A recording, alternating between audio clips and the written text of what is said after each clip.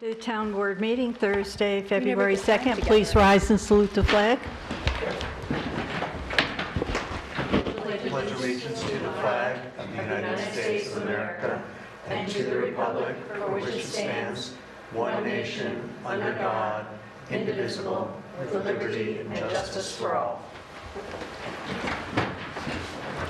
Emergency exits are behind the town attorney and also the door you came in. Roll, please. Supervisor Prodi? Here. Councilpersons Doyle? Here. Gutierrez? Here. Blackman? Here. Revillard? Here. And this evening, we are going to have a presentation by Choice Words. Please. Brianna, you're up. All right, how's the sound? Should I raise this? Sure. Yes, and introduce yourself. My name's Brianna Maloney, and I'm Vice President of Choice Words, LLC. It's a boutique grant writing firm that is originally headquartered in New Paltz, and we actually just opened an office in Ithaca a few months ago. So I'm just going to give a brief history of our organization and explain what we do, and then see if you guys have any questions. Steve Densmore and I, this is actually the third time I think we tried to get here and he was away, but we co-founded Choice Words about 12 years ago. Steve was working for the Dyson Foundation doing PR, and they wanted to get behind the effort to turn the Poughkeepsie Highland Railroad Bridge into the walkway over the Hudson. They sent him to a grantsmanship training camp for a week, and he ended up raising, I think, about $24 million to start the park. And once it started, he found that he needed some more work, and a lot of people were approaching him to do grant writing. So we started the business together. I was an academic librarian at the time. And since that time, we've grown to have 12 employees, and we've raised over $112 million. We work with colleges, schools, municipalities like yourself, nonprofits, pretty much any kind of entity that can get a grant. Businesses as well, they can get some grants from Empire State Development. We've worked with New Windsor, Beacon, Poughkeepsie, Mount Pleasant, Ellenville, Hyde Park, New Rochelle, Cornwall, Saugerties, Peekskill, and probably some others that I'm forgetting. Most notably, we won $10 million for New Rochelle through the New York State Downtown Revitalization Initiative. And we have a couple that we're waiting to hear from this year that I think we did pretty well with. And in regards to your needs, we've worked on many wastewater projects and other drinking water projects with the DEC. We've worked on engineering, planning grants, a lot of parks grants, local waterfront revitalization program, Restore New York, which rehabs underused vacant buildings. Pretty much FEMA, we feel like we've pretty much done everything except for maybe medical research. We consider ourselves jack of all trades, and so we'd love to help you out. Have you done any hazardous mitigation grants? Yes, we have, and we've done, what's the other one I was just thinking of? Where for like dredging of ponds and things like that as well. Right, because Yeah. we've gotten a few hazardous mitigation grants for, repairing roads. Mm-hmm. Yep. But that's also a possible grant we can get for our highway garage, so. Yeah, and we have done a number of Department of Transportation grants. Okay. Does anybody else have any other questions? Yes, just give me a moment.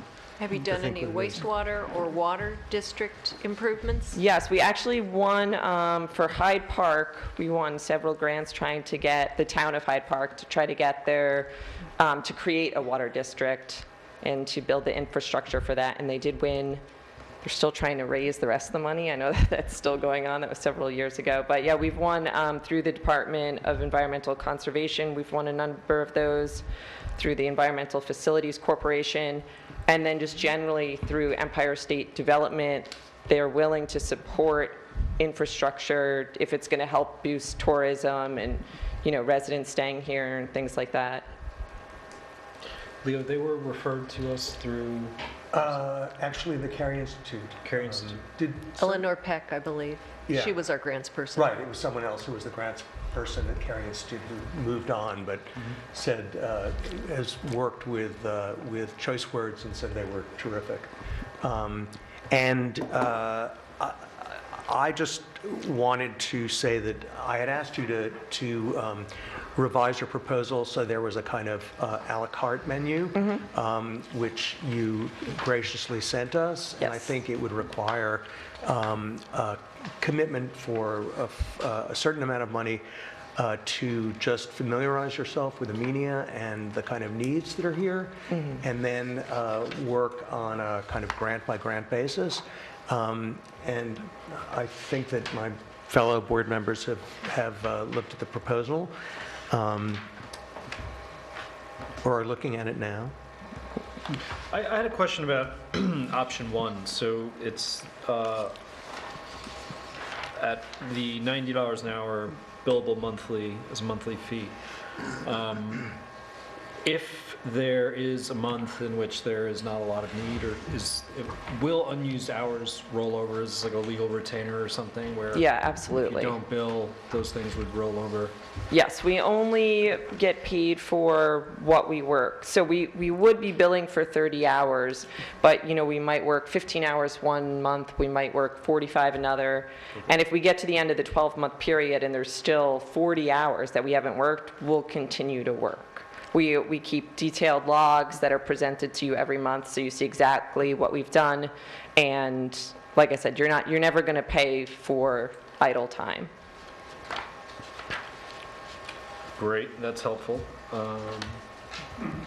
Yeah, I mean, I had thought that your initial offer of working for us for a year at a kind of a monthly rate, which is the 30 hours, was kind of great because there are a lot of different projects. I just came from a wastewater. Brad and I were in the wastewater committee meeting, and they need a lot of help right now in terms of figuring out how to approach politicians, making sure that they actually knew all the grants that might be available, that kind of stuff. So, I mean, I think we could certainly use you in that way, but I think the board will have to discuss which arrangement is better Sure. for our needs. Yeah, and we are very flexible, whatever, even if there's an option on here, or there's not an option and you think of another way. We have all different working relationships.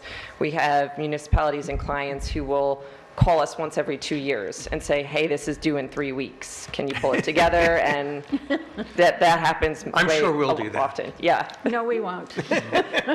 I'll have to say, when I left the meeting, we just went to the wastewater meeting, the thought I had in closing was, we need you, or a person like you, to just do an organizational letter in minimum that we could work on and work with you on. Yeah.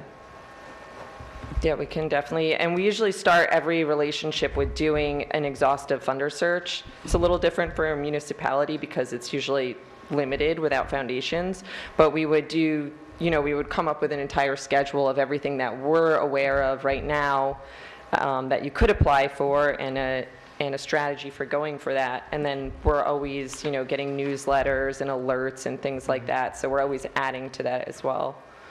And I think when I spoke to you, you said one of the reasons to do that is it gives you, or gives us, a schedule in terms of knowing what upcoming deadlines there are. So, your time and our time can be managed in terms of actually putting those things together, which I think would be really hugely helpful.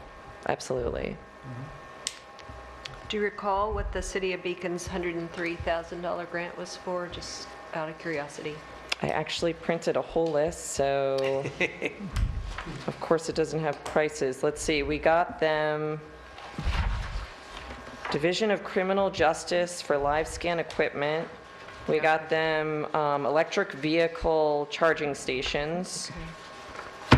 We got them a whole bunch of trees through the Urban Forestry Council.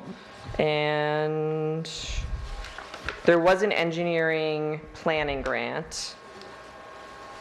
For? I'm not sure. I was not the grant writer on that.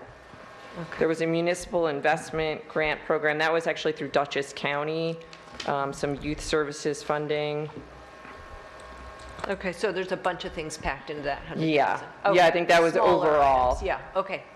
Although we did win, the municipal investment grant program through the county was for almost 90,000 alone. Yeah. There was a conversation again in the wastewater meeting about how we're trying to improve our score. We're 1 point below the funding threshold for the, what is that? The New York State, the New York State grants that are funded by the infrastructure, the federal The infrastructure intended money. use plan. Oh, okay. Thank you, Yeah. Victoria. And one of the things that was mentioned was that one of the things you have to be, or one of the categories in terms of scoring it, is you have to be, do you remember what it was called? But you have to be identified as a... UIA or something, I don't remember. Yeah, you have to be identified as a community that's... Environmental justice. EULA, yeah. But the way it's actually written in that is not, it's not applicable. You need to get a title that you are a deserving community. Disadvantaged community. Yeah, well, we We are are a disadvantaged community, yeah. but that isn't enough to actually, there's But no the place to score environmental, that. the environmental justice We have was a that too. Yep.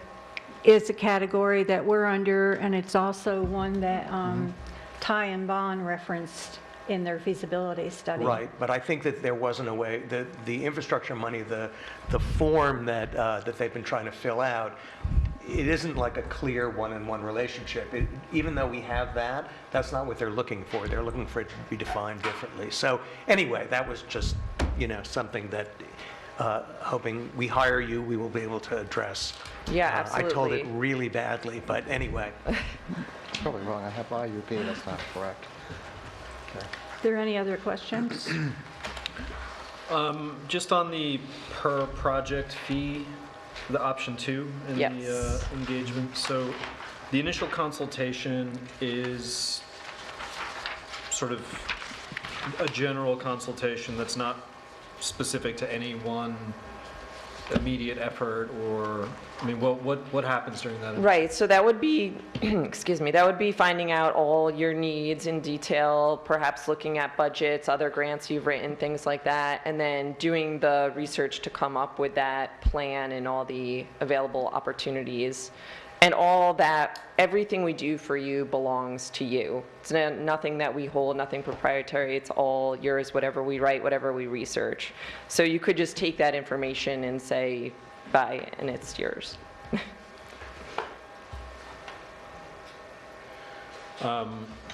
So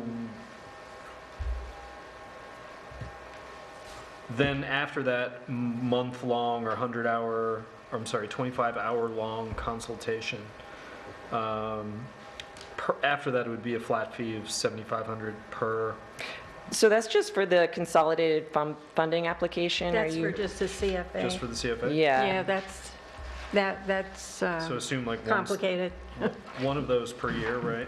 Yeah, or we've had, like, New Rochelle, I think we actually went for 9 one year. Once you do more than one, we do for a reduced price for additional CFAs. Yeah, there's so many different categories under the CFA. Yeah, and some of them don't overlap at all. I mean, if you're going for engineering planning in a park or something, so. Yeah, you can apply for more than one under the CFA, because there's so many different categories. And Lord knows we have a lot of needs for funding.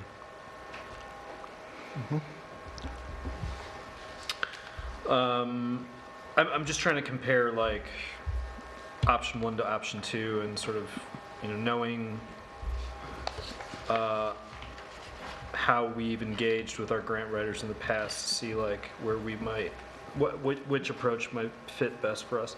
I do kind of like the retainer-based approach. That comes out at the end of the year at about $32,400. I don't think we had that much budgeted in that line, but. I mean, Is we could there- also decide to do less hours per month. I was gonna say, if we did Yeah. a 20-hour per month, that would come down to 21,600, but still let you guys I don't know. I mean. Yeah, I mean, I right think now there's it's- there's obviously a lot of different things going on that are in need of funding. The highway garage isn't yet, but it will be very soon. And, you know, the wastewater situation, there are housing things, there's a whole variety of different grants that might be able to fund big projects for Amenia, since there's infrastructure money, and that's why I'm so anxious to get, you know, a knowledgeable grant writer, Yeah. a relationship with a knowledgeable grant writer, so we can have a strategy for that. I totally agree, and it's part of the reason why I know that we have a lot of needs, is why I like the retainer-based model, because if it's a per-project fee, then basically anytime anybody on one of the committees or something needs to engage the grant writer, then we have to come Right. do a resolution, or, you know, it's per. They would have to go through the town board first. Right, but if we have, you know, I think the only challenge with the retainer-based model is then we need somebody who's going to, you know, quarterback so that they're not getting inundated with requests and blowing their, you know what I mean? Like some kind of coordination. Yeah, like a point person. Right. Yes, we absolutely suggest that. That would be me. Yeah, that would make, so, I mean, that would be my opinion then for the board, is that if we can find a version of the retainer-based model, I think that would streamline a lot of the. Yeah, I'm totally fine with that. I mean, we had the number, I mean, we had that number for quite a long time, but it didn't go into the budget. It got, you know, diverted elsewhere. So, you know, it shouldn't, the number shouldn't be a surprise, certainly. And again, I don't want us to be penny wise and pound foolish, since there's an enormous amount of money sloshing around for infrastructure right now, and we need a lot of infrastructure. And I don't want to miss out on that, you know, because of the specifics of a monthly bill. Sure. Yeah, I mean, just doing hypothetical for option 2, Victoria, if we were to do 2 CFA applications in 1 year, after the initial consultation, we're already at 17,500 in that scenario. And then after that, any other needs or builds, $100 an hour. So, I mean, I think initially, what we would probably need most from you is just some guidance, somebody to ask questions from, and, you know, I help identify what it is that we would actually pursue. But, and that, I think, is more conducive under the retainer-based model. Okay, we don't. So. So are we leaning more toward the, Well, that was the way it was first presented to me, and I thought the advantage to that was just to know that we have help when we need it, because I think things may change, and at least that way we know we're committed for a certain number of, or you're committed, Choice Words is committed for a certain number of hours, and I think that would make a huge difference in terms of our getting, having a strategy for applying for grants, and you know, sort of figuring out for the various projects we have going on, what we're looking for, both in terms of the funding amounts and also the applicable funders or grant programs. Yeah, and I think the writer assigned to you, you know, then they'll get very familiar with all your needs and. so we'll have the same person? Yes, yep. If there's some really big project, you might have a second person jump on with them, but it'll primarily be one person. Yeah, Ian, we'd have to rework this language a bit to address the rollover and. Sure. I'm sorry, address the one? The rollover, the question I asked at the Oh, okay, outset, the which is that we rollover. don't use hours in a given month. Right. We use them later. But, okay, I'm good. Thank you. Thank you so much. Thank you. Thank you for your time. It was great to meet you. You as well, in person. In person, right? Public comment, Deirdre? Thank you. Good evening, all. Deirdre House, Dutchess County Legislator. Here tonight, mostly just to tell you about our agenda. We have a very light agenda coming up for this month on the county side. But one thing I wanted to make you aware of, and you may or may not be aware of it, but in December, the state passed a law allowing for towns, counties, municipalities, and school districts to allow for a exemption on their local portion of the tax for first responders and active fire persons. So the county, at the county level, we laid law on the desk last month, and we're going to debate it this month, and I think hopefully pass it unanimously amongst my colleagues to allow for a 10% exemption on the county portion of the tax for active firemen, fire people, and first responders. You know, we're well aware that it's not a large sum of money for the average homeowner, but we're hoping that towns can use it as a tool to enhance recruitment and retention. We all know how important our first responders and firemen are to our local towns and, you know, kind of the backbone of our communities. So with every town in this county suffering, looking for volunteerism, we thought this would be a great way to, you know, just let the first responders know that they're appreciated, and again, help with retention and recruitment. So we're going to go ahead and debate this on the floor, and I think it'll pass unanimously. And just, of course, to let towns and school districts know, they also have the authority now to do the same on their local portion, again, as just a means, I think, for... Deidre, is New York State also going to provide that exemption? So New York State is providing the exemption. are, okay. However, there's a caveat. Of course. They, as a first responder, active fire person, you cannot take the 10% exemption and the other qualified exemption at the same time. So they basically, so if you're getting a current exemption, you cannot also take that. So it's really negating that. So I can tell you that in the legislature, we have crafted a letter and we've sent it to the state along with most counties, asking the state to really reconsider and allow for both exemptions to occur at the same time. Right. Because obviously, if you give one and take one away, are you really giving Right, right, anything? right. So, yeah, so we're asking the state to allow for both. So if that happens, I'll certainly come back and let you know that, but as of right now, it's just, you have to choose. Okay, But at the thank county level, you can have yours at 10%. When would the county exemption be effective? 2024, because the tax roll is out for 2023. And again, it would be based on active, you know, firefighting and response, emergency response.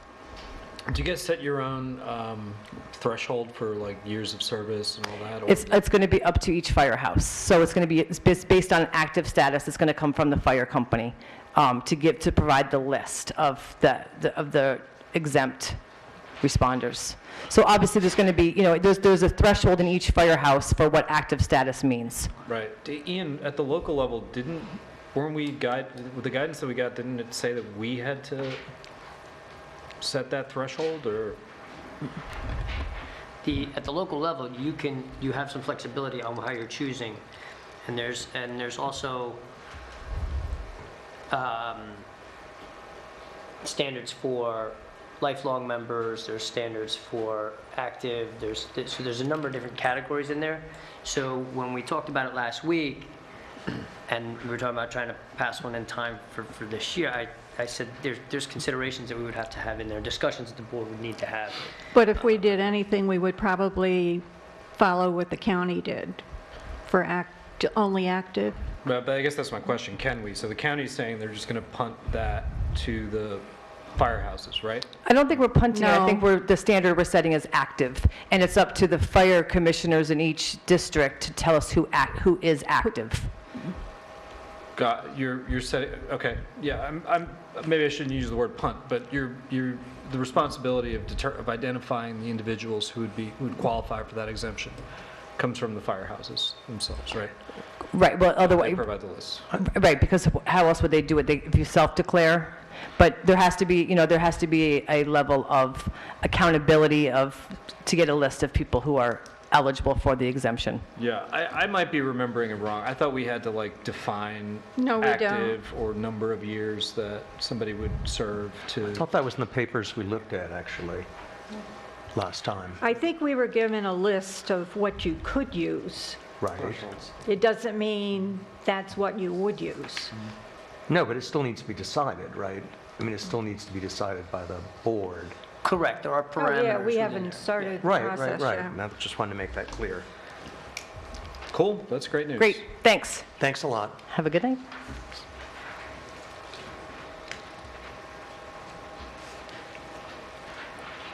Public comment, Mike? Is there any other public comment?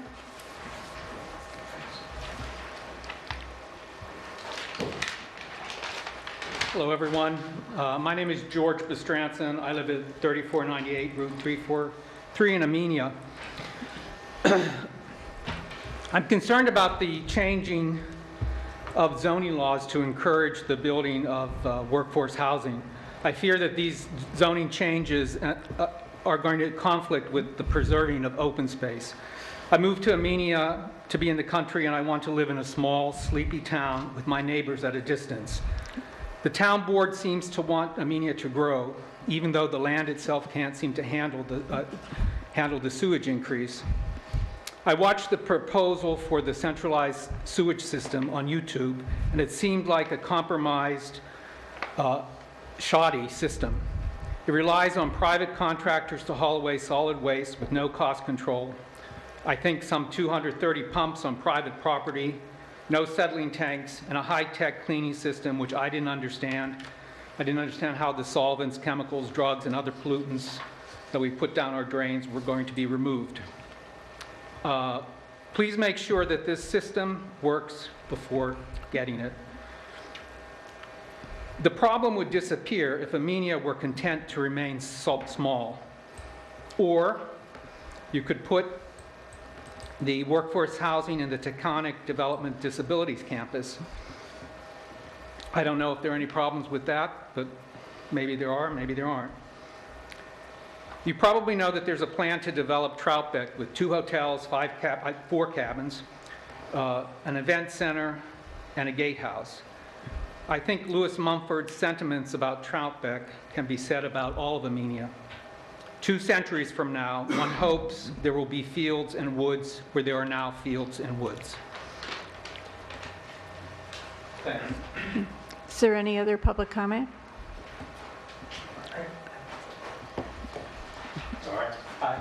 How is everybody? I'm sorry, I'm Charlie Miller. I'm the head of the wastewater committee and the affordable housing board. It's for the folks at home, Charlie. Oh, okay. Hey.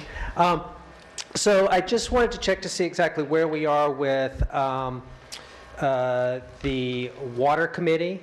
And I know the town board had passed a resolution, I think a couple of meetings ago, to kind of dissolve the wastewater committee. The idea No, we was did that- not pass the resolution. You didn't pass the resolution. No, So- we tabled it. Okay, so where are we with possibly a amended local law that ultimately revises the water committee to be both the wastewater and the drinking water committee? Ian? So in order to do that, it would require an amendment to the local law. It's really up to the board if they want me to amend that, as far as what parameters they want to do with that, because you have a water law, and under your water law, there's a water committee, so it's been codified that the committee exists. So I can't combine them without doing that by a local law. So the next steps would be if the board wants to either repeal that section of the law or combine it, although in the statute it would be a little awkward because it'd be a wastewater under the water law, which would be a little awkward, particularly if we're going to form a wastewater Yeah, we're just trying to figure district, out so- how to do it properly. I really would need guidance from the board at this point as to what to do. What if the water committee and the wastewater committee, Ian, just had the same members? You could do that. You could do that. You That could, would be the easiest way. can't do it without amending the law. So how would we do that then? Would the board just pass We a have resolution? vacancy. The entire drinking water committee that's supposed to be in existence is vacant. Yep. And so people would just apply. You would just fill out an And application? We would interview, and that would be the end of that. So if the members are the same, I mean, that would be, Do we really have to go through an interview process and all of that with the same? We are obligated to interview, I think, by our committee guidelines, right? You've interviewed Even if they- everybody who's on But this if we've committee. interviewed everybody, I think they would just have to do applications. Yeah, the only thing I would say is, I remember whenever I applied to be on a recreation commission, that you guys said that we could only be on 2 committees at a time. That is in the guidelines. So, like me personally, I'm on the recreation commission, and I'm also on the sewer committee, so I wouldn't be able to be So on the you water don't, committee. yeah, but you can choose not to be on the water. But I believe, I was reading the committee rules up at the front earlier, and the board can waive that Right, and we have maximum in the requirement. past. So you could do that with those members who are serving on the water and the wastewater committee. and it's been done in So- the past. Maybe at your next session, you could pass a resolution to appoint those members who are on the wastewater committee to also the water committee. I think they still need to apply, meaning they need You to, still have to do an Fill out the application. We have to, the town clerk would have to have an application on file. Well, presumably everyone could do that this week by email, Do it right on your right? cell phone. It's a fillable form, and it comes right to us, and I can forward it to the board. Okay, so I'll get everybody on our committee, the wastewater committee, I think to the supply application's an online, isn't application. it? Application's online, they just go on, fill it out. No, but they're going No, to you waive can that. waive that. They're going to waive Board that can waive that. maximum I mean, for. we'll have a conversation about it. We would have to vote to waive it, How many but. people? But look, I- are you through? Only to if you're saying that you need to discuss whether you're going to waive it. I need that guarantee before, because everybody on my committee is already on 2 committees. So I think what I would do is, and maybe if you're through, I'll just address the public here, but I think the water district is a special district, right? Yes, it is. And That's the problem. it's fundamentally different than the wastewater scope at the moment, because the wastewater doesn't have a special district yet. And so the water committee is, as it's outlined in our law, an administrative body essentially. So the water committee, for those who are in the Amenia water district, and you pay the town for your water and all that, if you reside in that district and you would like to have some input, have some say, that committee is supposed to exist. That committee is supposed to make recommendations to the town board about things like rates and, work with our operator to go through the capital planning. I just think that what that committee is supposed to be on paper is not only different than where the wastewater committee is right now, but the wastewater committee is also seeking capital funding for its own project, right? And the water district has its own capital needs. And so having the exact same people trying to identify capital funding for, one project that has needs because it already exists and is already in service to the town, and another one that has yet to be built. There may be an overlap there that may be a bit of a conflict or not. But what I would just say to the folks out there is that if you do live in the wastewater district, because I don't know offhand. The water anyone in this water district. If you do live in the water district, I don't know offhand if any of the members of the wastewater committee actually live in the district, and that's not a qualifier. I'm just asking the question. But if you're out there and you do live in the district and you would like to participate in something like this, I mean, it has been vacant for, what? Couple years. Couple of years. I mean, it's been vacant for a long time. So it is good to know that there's folks out there who do want to jump in and serve, but I just would extend the same, before we sort of blanket appoint one group of people, if there are other folks who are also interested in applying and participating, then do please send an application. I agree with that. I would say that, just to clarify, the funding for drinking water and wastewater comes from the same entities, and it is not, if you get funding for wastewater, you can't get funding for drinking water, to be very clear. EFC is where that funding comes from. the vast that- majority of it. So there's been wasn't- that misnomer here before, and that's not the case. That wasn't my suggestion, Yeah. Charlie. I'm just saying that the focus is different, right? So Yes, that's the problem. that's conceptually, it's like we have a drinking water district that currently exists. And as we've all said numerous times at this board, as Marco's presented, our operator, it has it needs a lot of attention from not only this board, but from, a committee.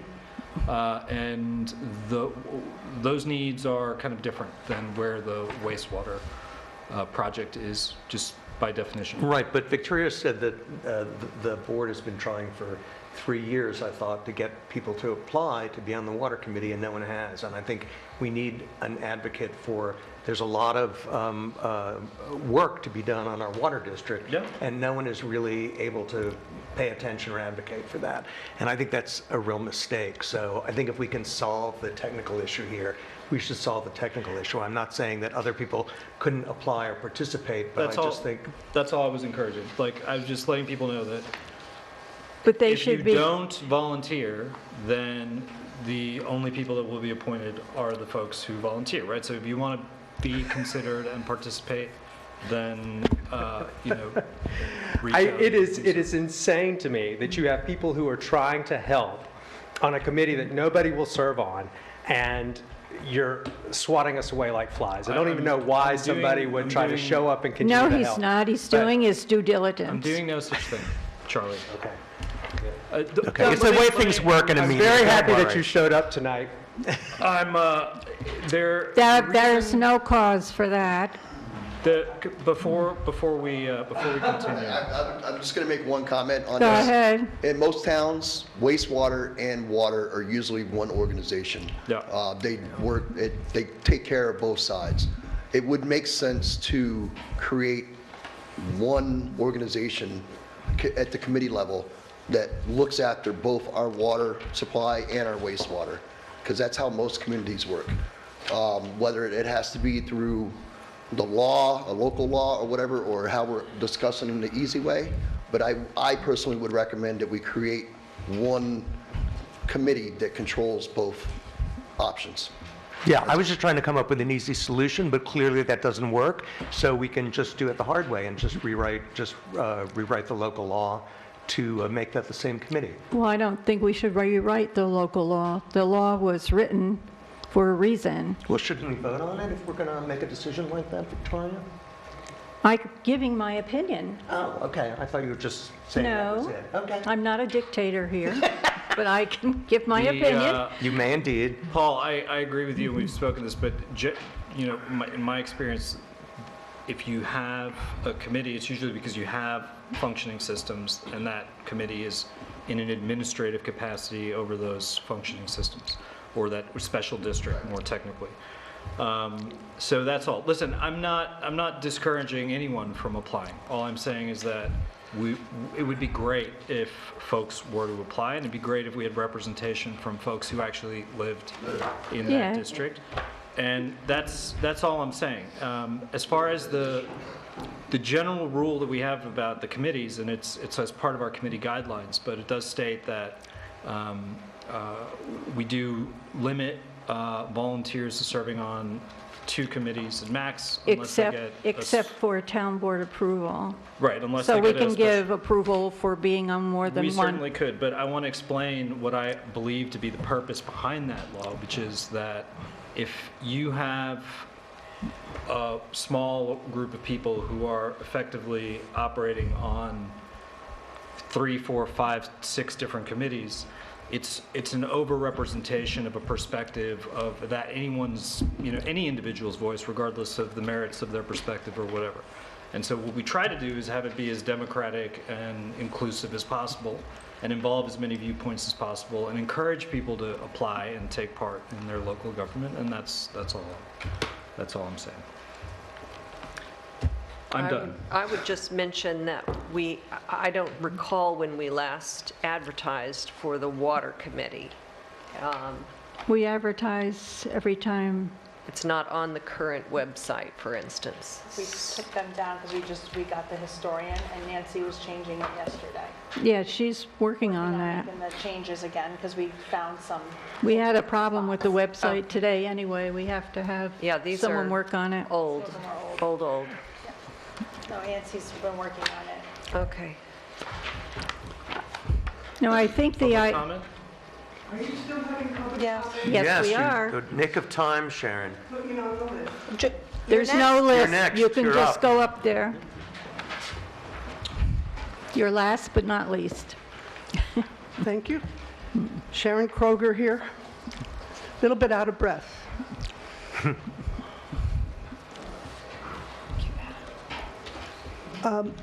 I think somebody needs to talk about how to look at the town a little bit more carefully. I've been listening to the various things folks have said, and one of the things we have to remember when we talk about water, wastewater, and all the other things that towns need is that towns are constructed differently, and most towns and municipalities tend to be like the spokes of a wheel coming out from a center. And planners usually assume it unless they see something very different. Well, when they came to Amenia, they really saw something different. You've got a mountain down the middle with 6 historic hamlets, all on this side of the Connecticut border. One's half and half, but basically there's 6 separate hamlets. And lots of running water and lots of mountains. And when you have something this unusual and different, you don't try to apply standard routine approaches to it. You have to think about it. Now, that affects the way we look at how water is used and discovered. It happens historically in Amenia that we've got a public water system that used to be a privately owned water system. Paul Thompson used to own the system up on top of Depot Hill, and it was run with advisory groups working with the Thompson family, and then they turned it over to the town, and there was a contract. If I'm not mistaken, you're going to find a contract that says that now the town board's responsible for this, and there will be an advisory group of folks who live there, who use the water supply from that location. Now, whether or not that is written in stone or just reflects good previous activity, I'm not sure. This is something you might want to look up. But my remembrance of the transfer was that the board was to be advisory, and that this town board would have the support of that and counsel of that. Okay, now, that means that when you're talking about the freshwater board, you're talking about the wells that supply that portion of town, which is up on Depot Hill and somewhat down from it, and those people now have contracts for water. Now, it wouldn't take too much to go up on that hill, and I'd be willing to be a temporary committee along with a couple of other people to go up there and recruit enough folks that want to sit and be advisors. But we're dealing with that in a totally separate way than you're dealing with committees that encompass the whole town. All the other hamlets have wells and farms, and the water supplies are handled differently and with different responsibility and different constituencies. So it's really unwise and stupid, I think, to think about combining all water supply and all wastewater the way you could in some towns where it's all mixed together. You're separated, and you got to think about it in a separated way. They almost, the Now, map for the let me say one wastewater more thing, district. and then I'm going to go away again. Okay. I can watch you guys on television more easily. The folks in places like Pine Plains and other such towns who've been through this over and over again. Many of them prefer to use the public system, which is countywide and county managed, and at one point in history, this town considered that, but did not consider it in a very comprehensive way. It was, I forget how many years ago. But that is one of your options, to deal with the system up on Depot Hill. And that's all I wanted to share with you tonight. Thanks very much. Is there any other public comment? Town clerk report, minutes. We're going to hold those to the next meeting. Okay. At the request of the board member. And I can't follow Sharon. That was, Sharon. Something that I just want to throw out. If we're not watching tonight's meeting or the rebroadcast of tonight's meeting, or if we're not reading the Millerton News, how can we reach out to the Water District? Can we do a postcard mailing to just the residents and let them know that we're looking for, that there's these positions open? Many of us may think of the days of May Jones, Billy Carroll, and Norm Kea, who served in these positions. So I think over the years, we just assume that they're still there and still with us. So I'm just throwing that out to the board, being that I am sitting at the table and I am in the Water District, maybe it would be a good time to get us to start talking. I don't go to my neighbors to the left and right of me until the recent change in the water rates, which has now caused a reason for some of us on my block to start meeting, because still waiting for that notice to come in my mailbox. So I can't stress enough to the board the communications to this very small district, and understanding that there was no input made by us, and this was the second time we had an increase on our rates since I've sat here. To the public, I'd like to begin this evening by thanking each of you who shared my Facebook post, donated blood yesterday, who've come to try to donate blood to us, who has made an appointment for a future date. I know my daughter's giving in Tennessee. I had a friend who donated in Texas yesterday. So our successful blood drive here in the town of Amenia collected 43 pints right here in our gym. So that's 43 lives that we've had an impact on. So kudos to the community, and it was such a great drive that they've already asked me if I'm being willing to do one over the summer. They did have to look at the building because in the summer months it is a little warmer. The gym doesn't come with air conditioning, so I showed the manager that was on site this room and the courtroom. Since they're two rooms side by side, maybe we can break it up where we do our medical and our intake, and then where they actually do the drive. And I did assure him that the air conditioners work in their new units, so he's going to bring that back, and as long as the district manager approves it, we'll have a date for either July or August. So I'm excited with that. Cool. Thanks for doing that. Thanks. Thanks for the sharing.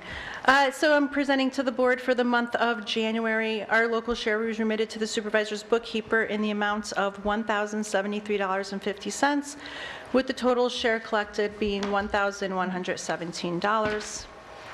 Again, I'm giving the notice that our notice of receipt of our tax roll and warrants for 2023 is out there. Friendly reminder that you are paying your taxes here at the Amenia Town Hall, 4988 Route 22, between the hours of 9 and 3. Right through February of 28th, there is no additional percentage penalty, but beginning March 1st through March 31st, there's a 2% penalty. April 1st through April 30th, a 3% penalty. May 1st through May 31st, 4% penalty.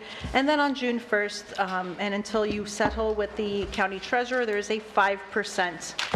So please take notice that taxes are due here, as we like to talk about this time of year. And I know that they're coming in because to date, a report to the town board, I've collected $2,036,238.78. If you wanted it to be broken down even more specifically, it's 492 parcels with a remaining of 1,523 parcels. So that's how the breakdown is. And the total remaining uncollected is $296,449.69. So tax collection is in full swing. I do have a building use request. I know that we talked about it at our last town board meeting. Councilwoman Doyle did announce that the CAC is going to be hosting an event. It's going to be here at Town Hall on April 22nd. It's going to be a Saturday, and it's going to be arriving approximately 11 a.m. It looks like it's going to be all afternoon through 5 o'clock. They've asked to use the gym and, any of the areas outside, so with the weather permitting and what they have.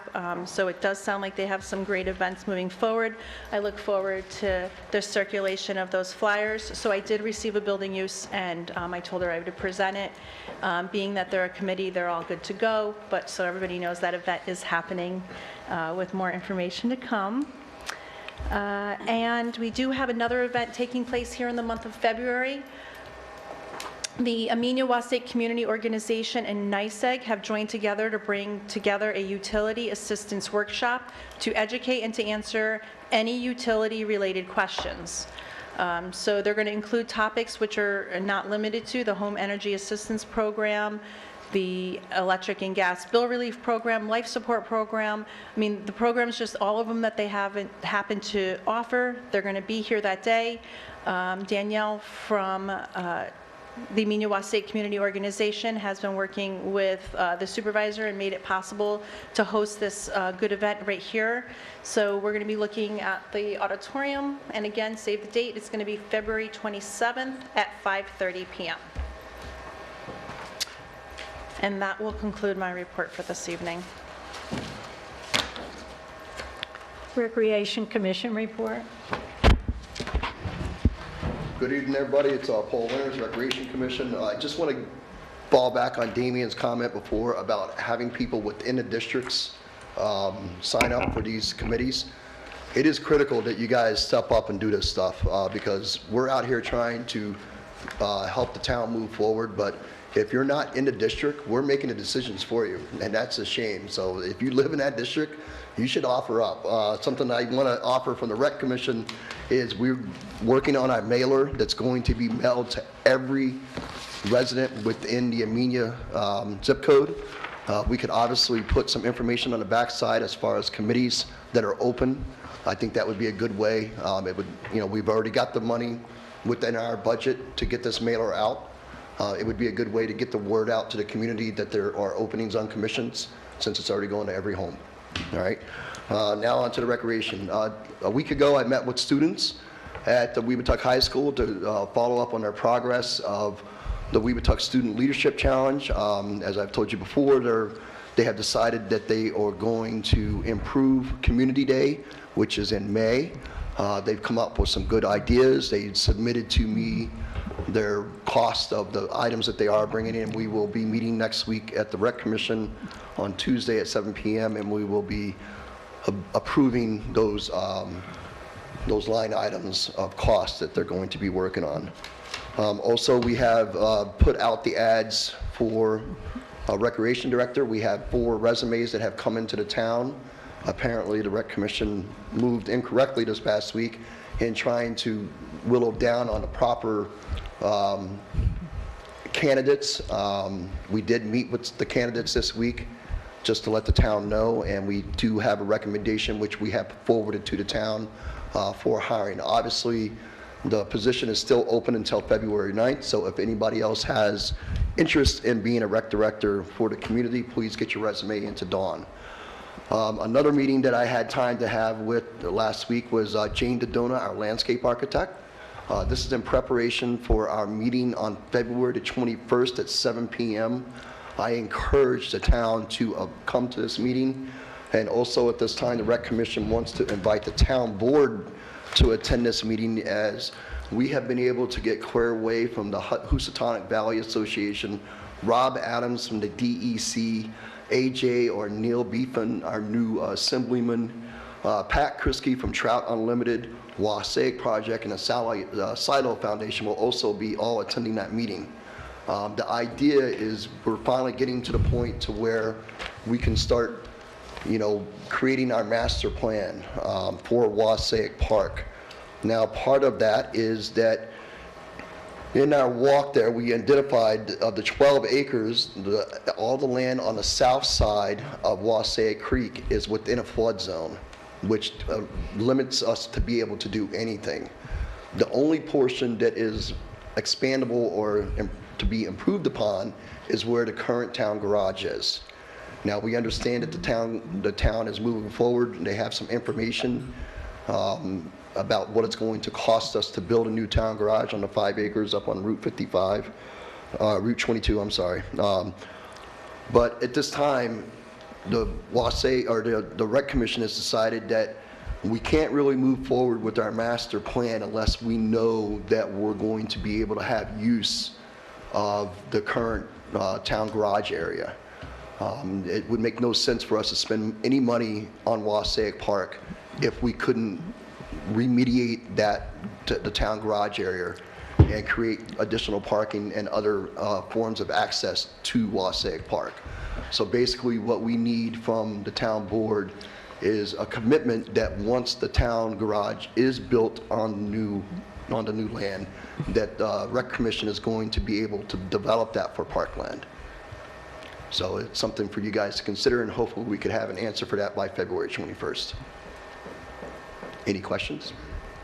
Did they rule out a dog park, which would just be fencing? So a dog park, according to Jane Dodona, because on the south side of Wassaic Creek, it's a 50% chance that we would get that approved there. It has, we would get it approved, a 50% chance? It's only a 50% chance that it would get approved down there because it would be in a floodplain.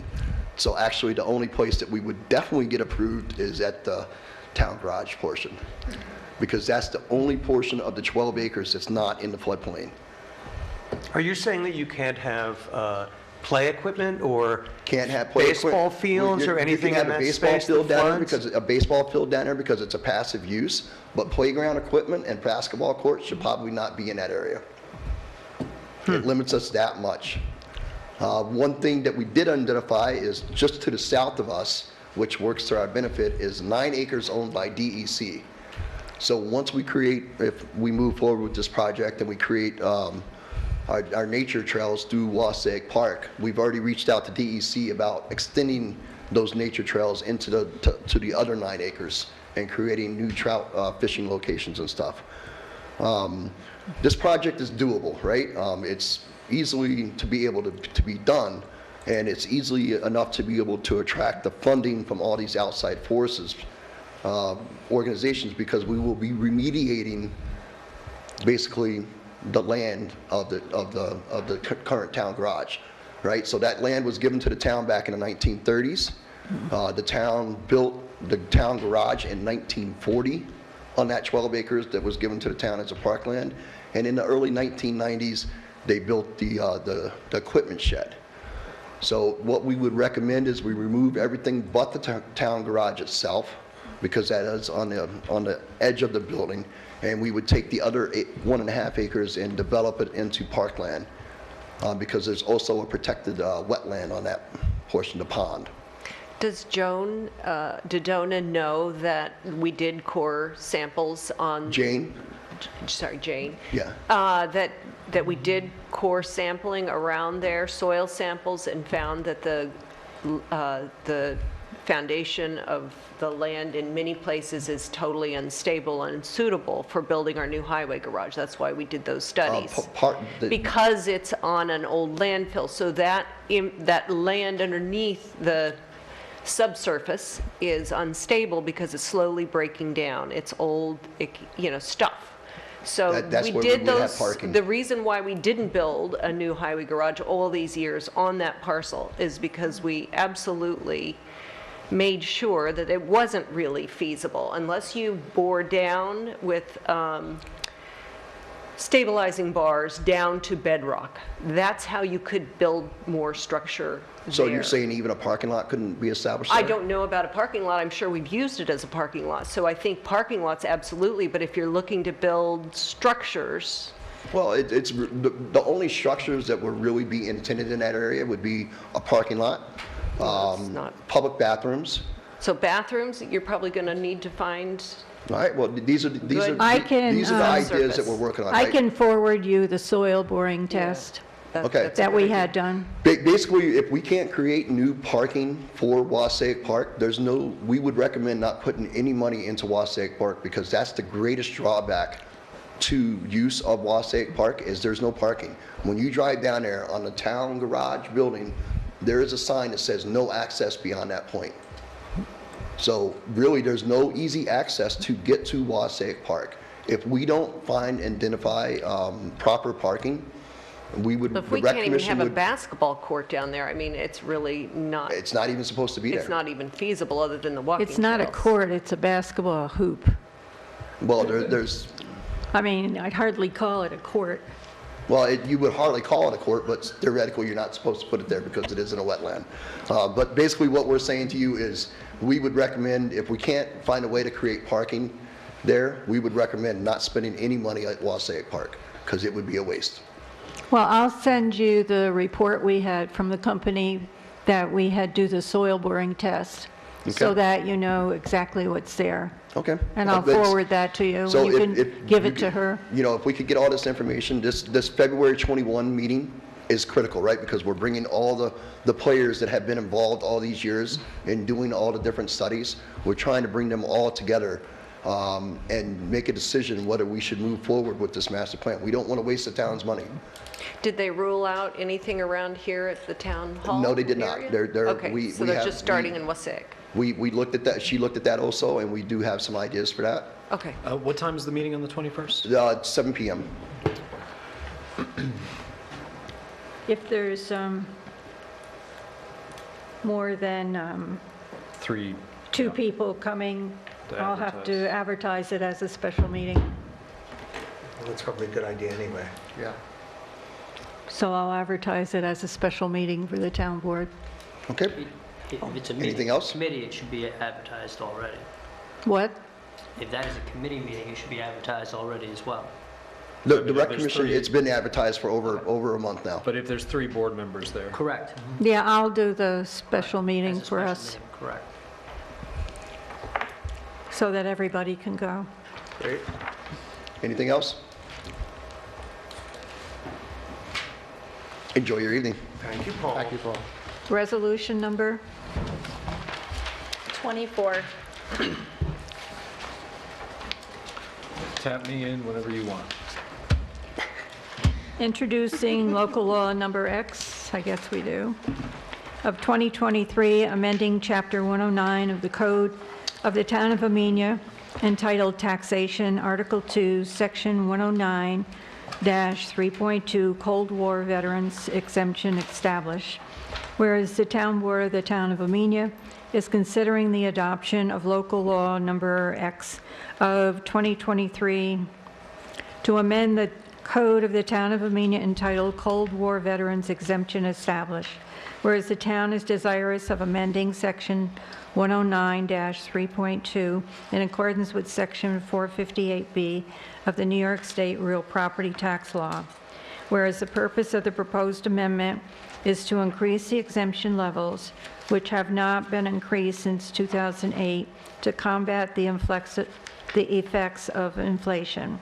Whereas it is hereby determined, pursuant to the provisions of the State Environmental Quality Review Act, Section 0101, and its implementing regulations, Part 617 of 6 NY-CRR, that the adoption of this local law is a Type 2 action within the meaning of Sections 617.5C 26 and 617.5C 33, and accordingly is a class of actions which do not have a significant impact on the environment, and no further review is required.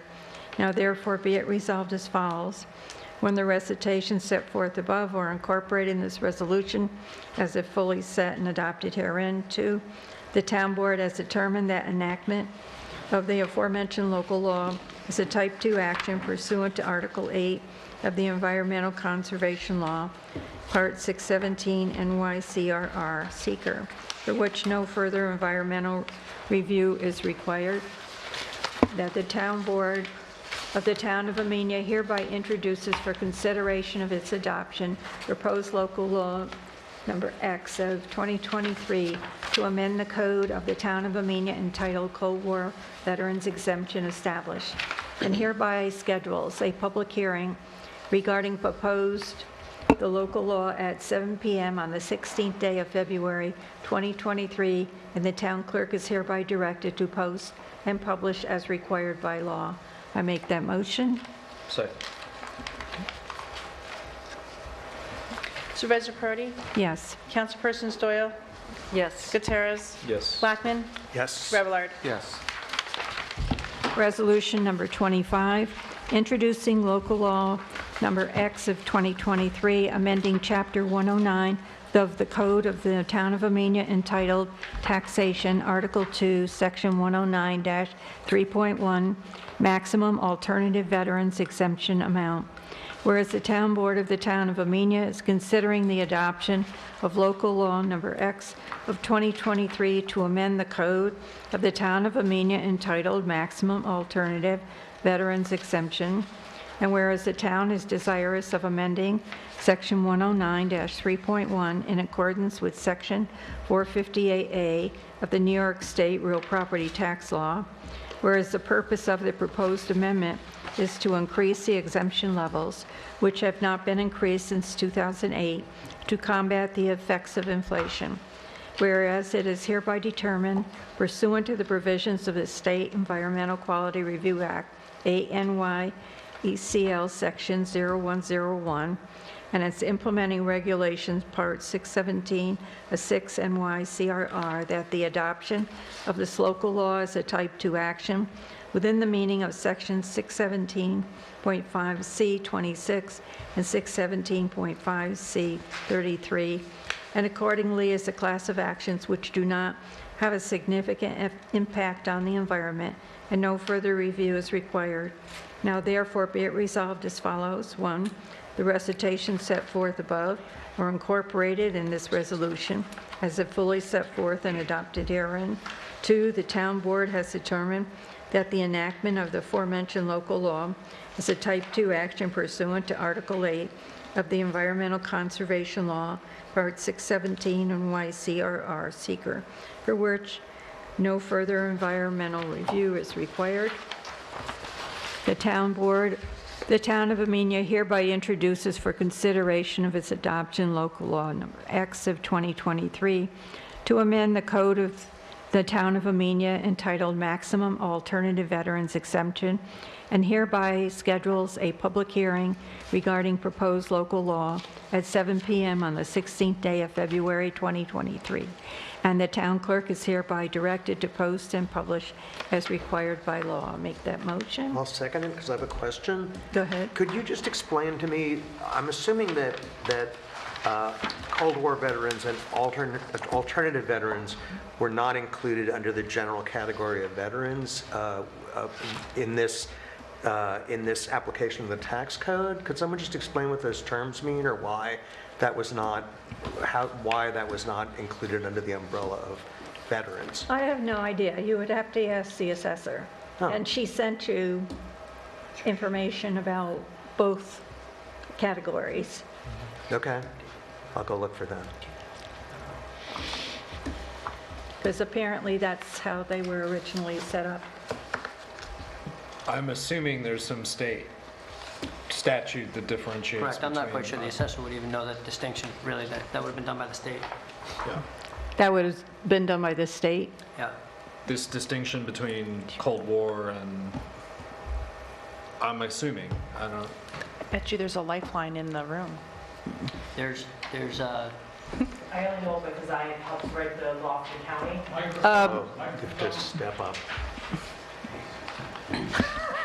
Hi, I only know about it because I helped write the law for the county. I was one of the sponsors and the original writers of the original law for the county. There's only 2 exemptions. The alternative is the actual veterans exemption, and then the Cold War vet is obviously, but if you, all veterans fall under the alternative veterans unless you're a Cold War vet. Oh, okay. Does that help you? Yes. Okay. Thank you. I thought the question was, why was there a distinction between the two? I misunderstood. I'm sorry. No, he just asked if it was all under one category. She just explained it wasn't. I was confused, I'm sorry. Resolution, oh, yes, go ahead. Councilpersons Doyle? Yes. Gutierrez? Yes. Blackman? Yes. Preblard? Yes.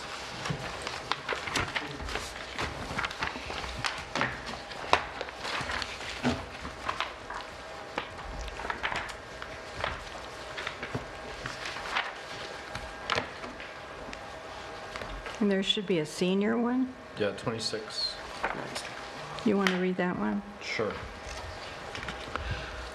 Resolution number 26 of 2023, introducing local law number X of 2023, amending Chapter 109 of the Code of the Town of Amenia entitled Taxation, Article 1, Section 109, Senior Citizens Exemption.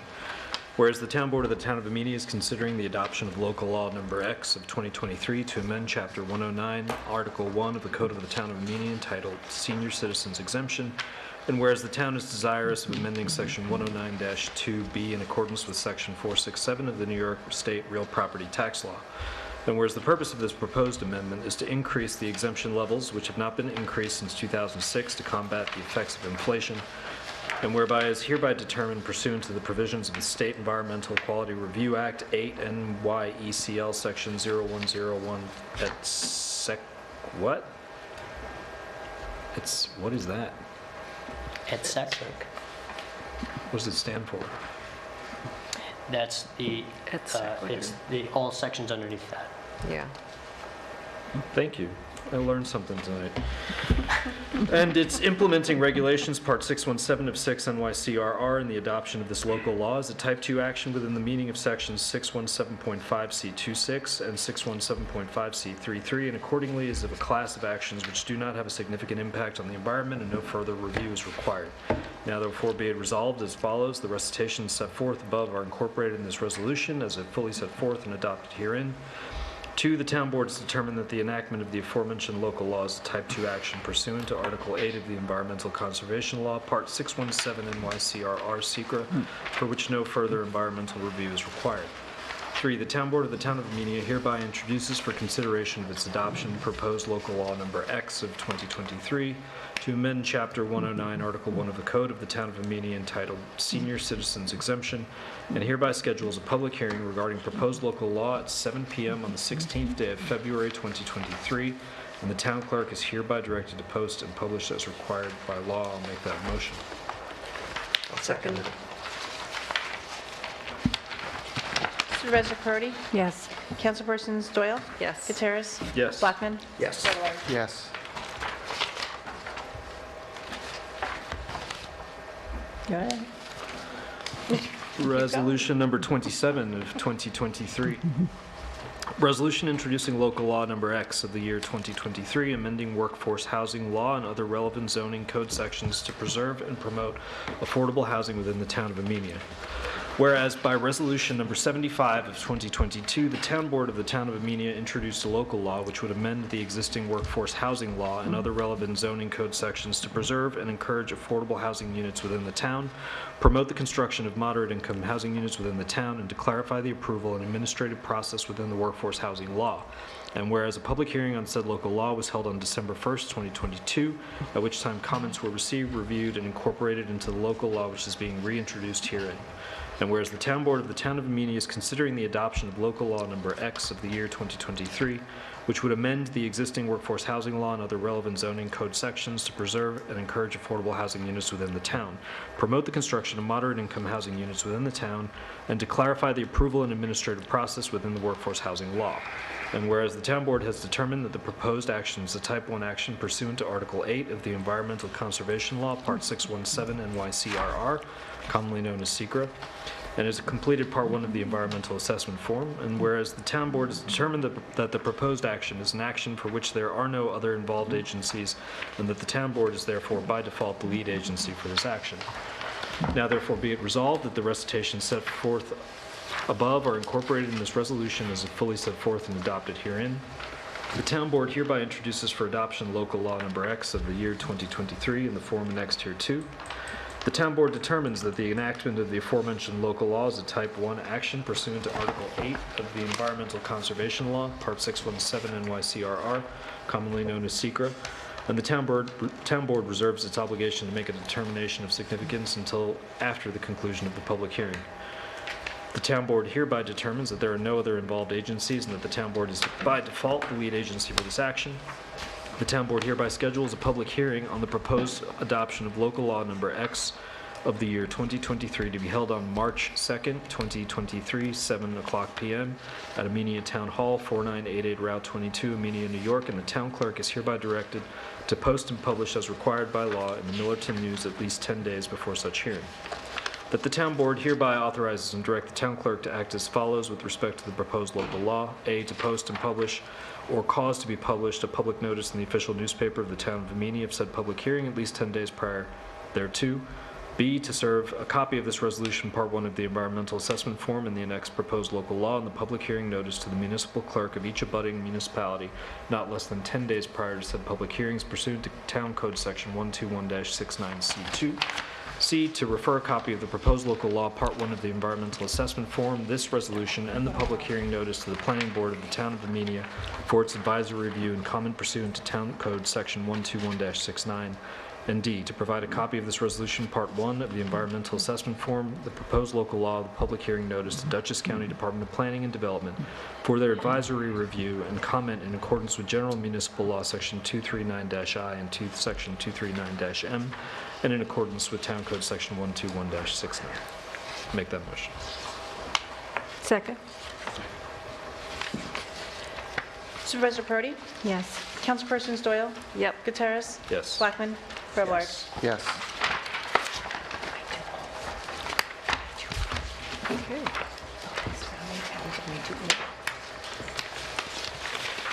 Resolution number 28 of 2023, resolution of the Town Board of the Town of Amenia introducing revised amendments to the Town Comprehensive Plan.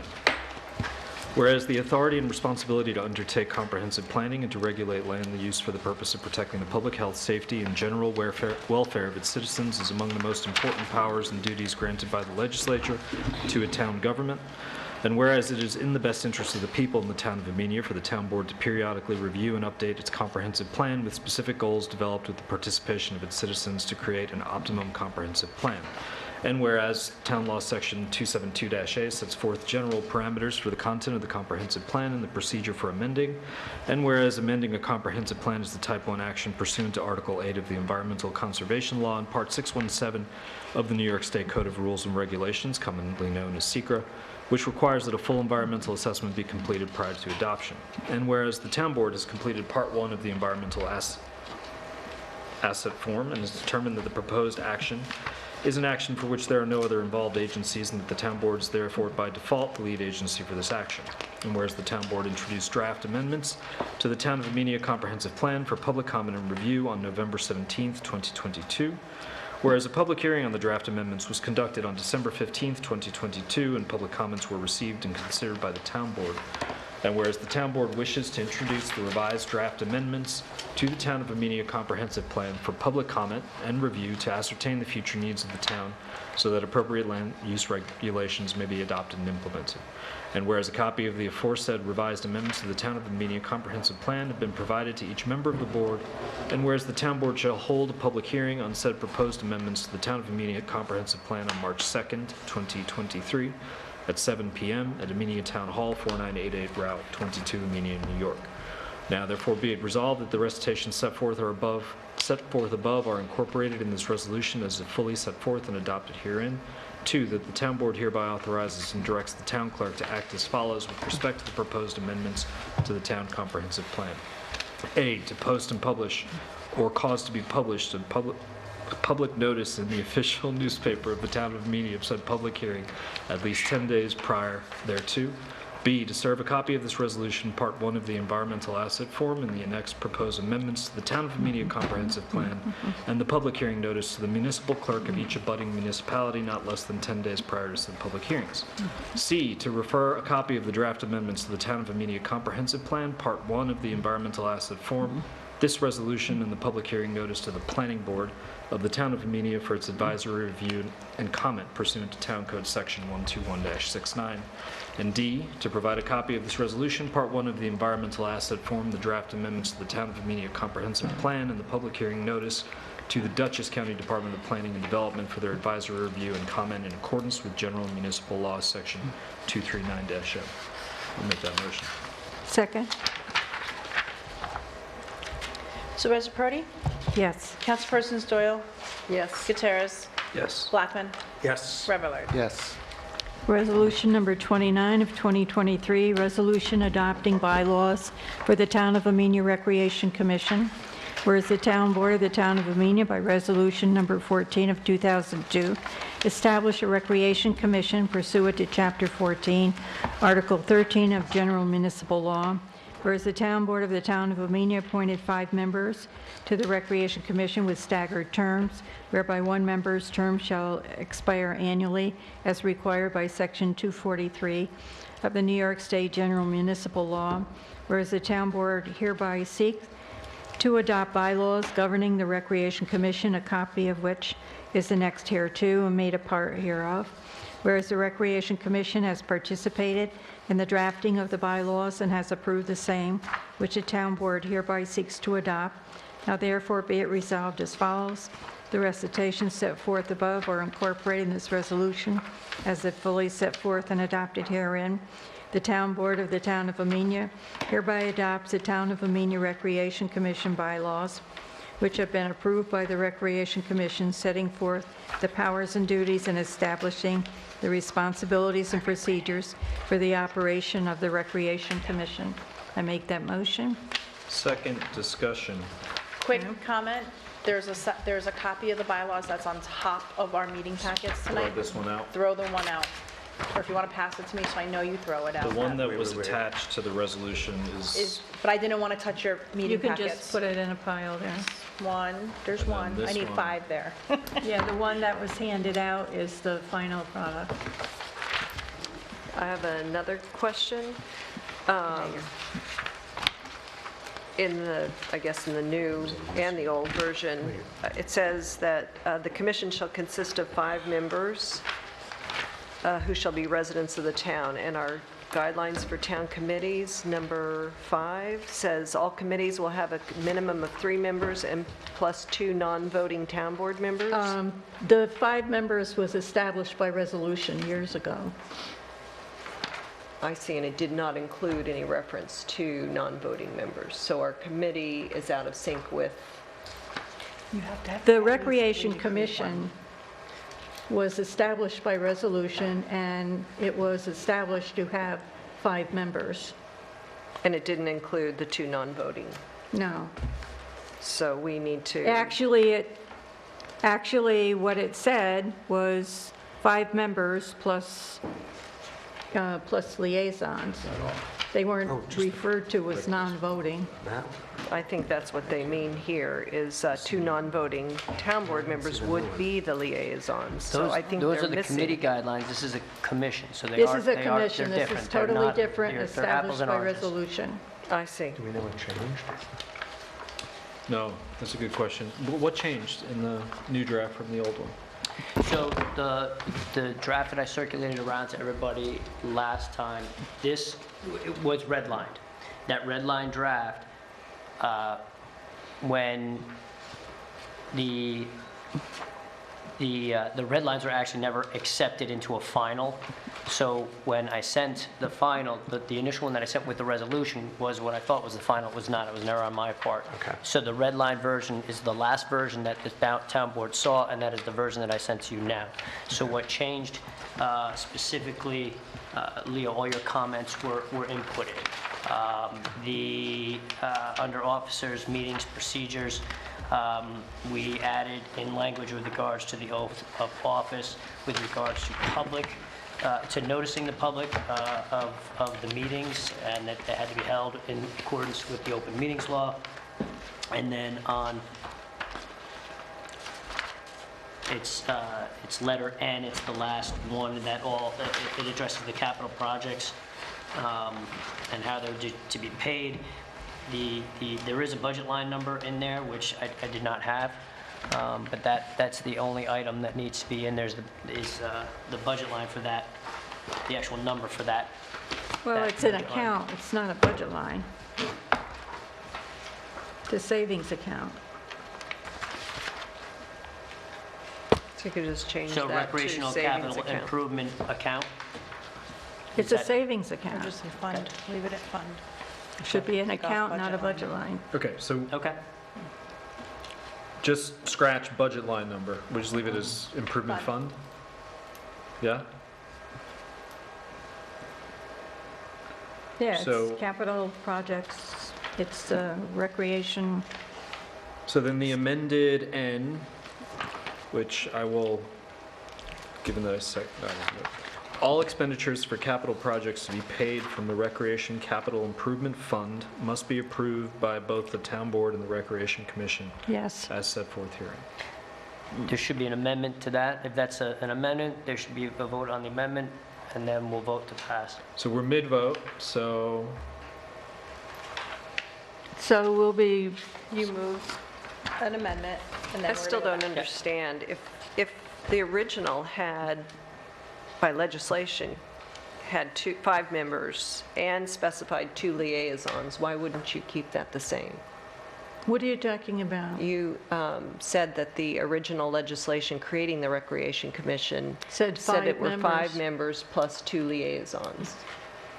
And now we're not It The only actually- reason- It didn't, well- it wasn't, the original Recreation Commission was created by resolution, and it was created with 5 members. For 5 members. That's how it was So originally they, created. okay. So that's what. I can did not send- include that in the I can original send you the legislation. resolution if you Yeah. want it.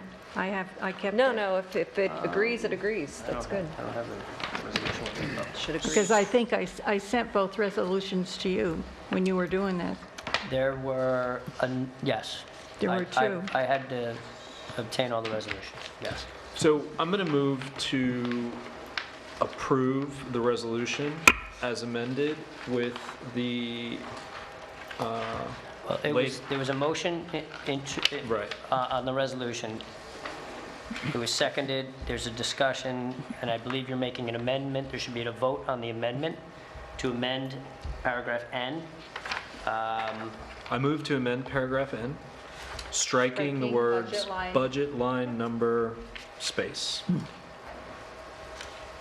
Is there a second? And we need a second. Second? Team, Brody. Supervisor Brody? Yes. Yes.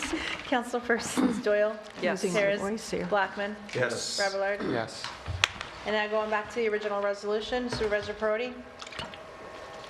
Yes. Okay, sorry, I didn't, I saw you going to take a swig. Councilpersons Doyle? Yes. Gutierrez? Yes. Blackman? Yes. Fablelaro? Yes.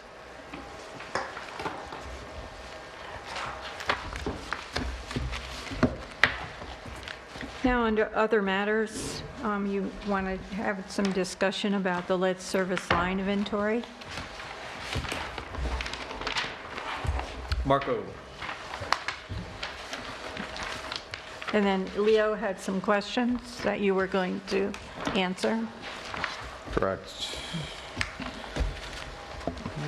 Okay. Just before... Can I just give an overview? of- Sure, go for Is it. that appropriate? So we have do you want to tell folks what the lead service line? I thought you were going to do that. Well, I was going to give an overview of your proposal, but Okay. you want to... The lead service line is a program that was mandated by the EPA and New York State to all municipalities, all public water supplies. They have until October 2024 to do an inventory of lead service lines in their water district with a plan for replacement. So that, again, the timeline was given to us started in 2021. The meetings and discussions and letting everybody know that this had to happen. 2024 October is going to be the deadline that everything is turned in. Obviously, we'd like to make sure we turn this in beforehand, so if there's any, questions or we have to go out and do anything extra, then we have enough time to complete that task. So that's the overview of the lead service line project. We will need help from the community with this. We need every community member in the water district to participate in this with us and to help us gather the information. Just to follow up on, just make sure that everybody understands that, I know the town board understands, but make sure that people listening in the audience understand, when Sharon Kroger brought up about the water wells and everything around the districts and around the hamlets of Amenia, they have nothing to do with the public water supply. So the town does not regulate that. That's regulated by the state, the DEC, and the owner. You mean individual residential wells, right? Individual Okay, residential wells, not the public water supply. The public water supply is only regulated by the state, town board or the town owns it. That's the only thing we're talking about here. Okay. Leo had some questions. I sent an email to the town board. Just a summary of what we're going to do and how we're going to do it. I guess one of the questions that Leo had was inside inspections. Didn't see a line budget for that, for the inspections. It actually is on the last page in the back. I just combined them all with it's called data collection. Data collection is that inside, records research, and the excavation part. So that's called data collection for all of that. Data collection is what? Data collection involves the records research inside the residents that are in the public water supply and all the external excavations that we will do, and we'll talk about that part in a bit. So looking at this program, there's a couple ways to approach it. I know the town is limited on funds, so from our original proposal, which we would get 100% accuracy doing, we're going to look at this as a business choice for the town to make economic sense, where we're going to do an engineering comprehensive study to reduce the cost of the excavation. It's allowed. It's part of the inventory process that we can do it that way. I can't guarantee 100% accuracy, but we can meet the requirements of the state and the feds at a reduced cost. Okay, so how we're going to do that is, one, records research. That has to be done 100%. Every single house that's in the water supply, we have to research the records on when the house was built, if there's any service line information in it, if there's any changes of service line information in it, if there's any change of use on the structure. Okay, so we need to collect all that data. It has to be done. That's going to be done here at the town, in the town hall, going through the records. Stage two. Stage two would be taking that information, putting it all into a database, which we've developed and actually been testing all week. It works wonderful. We'll be collecting all that data, so we'll be able to sort it any which way we want, age of house, locations. We're going to break the water district up into separate districts for our purposes, so we can get back to the engineering study that we'll talk about here in a minute. The reason, I'll explain why we're doing it that way. Stage three will be going, which we need, this is where we need the help from all the residents. We need access to every single business, residence, multifamily, et cetera, to take pictures of the water line coming in, document what type of water line it is. On top of that, we're going to do a 2-for-1 here for you. So we're also going to take pictures and document all the water meters. So we're going to basically do an inventory of all the water meters, size, meter ID, and also verify that against our database that the billing is currently using. It also helps when we do have to do replacements. We know exactly what's in that building, and we can order appropriate meters to replace if needed. 4, once we collect all that data, we're going to identify service line types. 3 different categories. One category is copper, actually 4 categories. One category is copper, one category would be galvanized, which we're going to assume galvanized is lead. We are going to assume that. The reason why, to test for lead, you would have to destroy the pipe to test the outside and inside. So galvanized line could be lead lined inside. Can't see it unless you destroy the line. And then we'd have to patch that piece, right? So we're going to assume all galvanized is lead. That, again, reduce cost to the town, because we're going to know that every galvanized is going to be identified as lead. There's no other excavation that has to happen. Line replacement. Copper lines, plastic lines. Those are going to be identified in that 10% that I sent to you in here that we're going to do that excavation part. So we're going to look at that excavation, 10% of the overall service line connections, which will be approximately 31 to be accurate.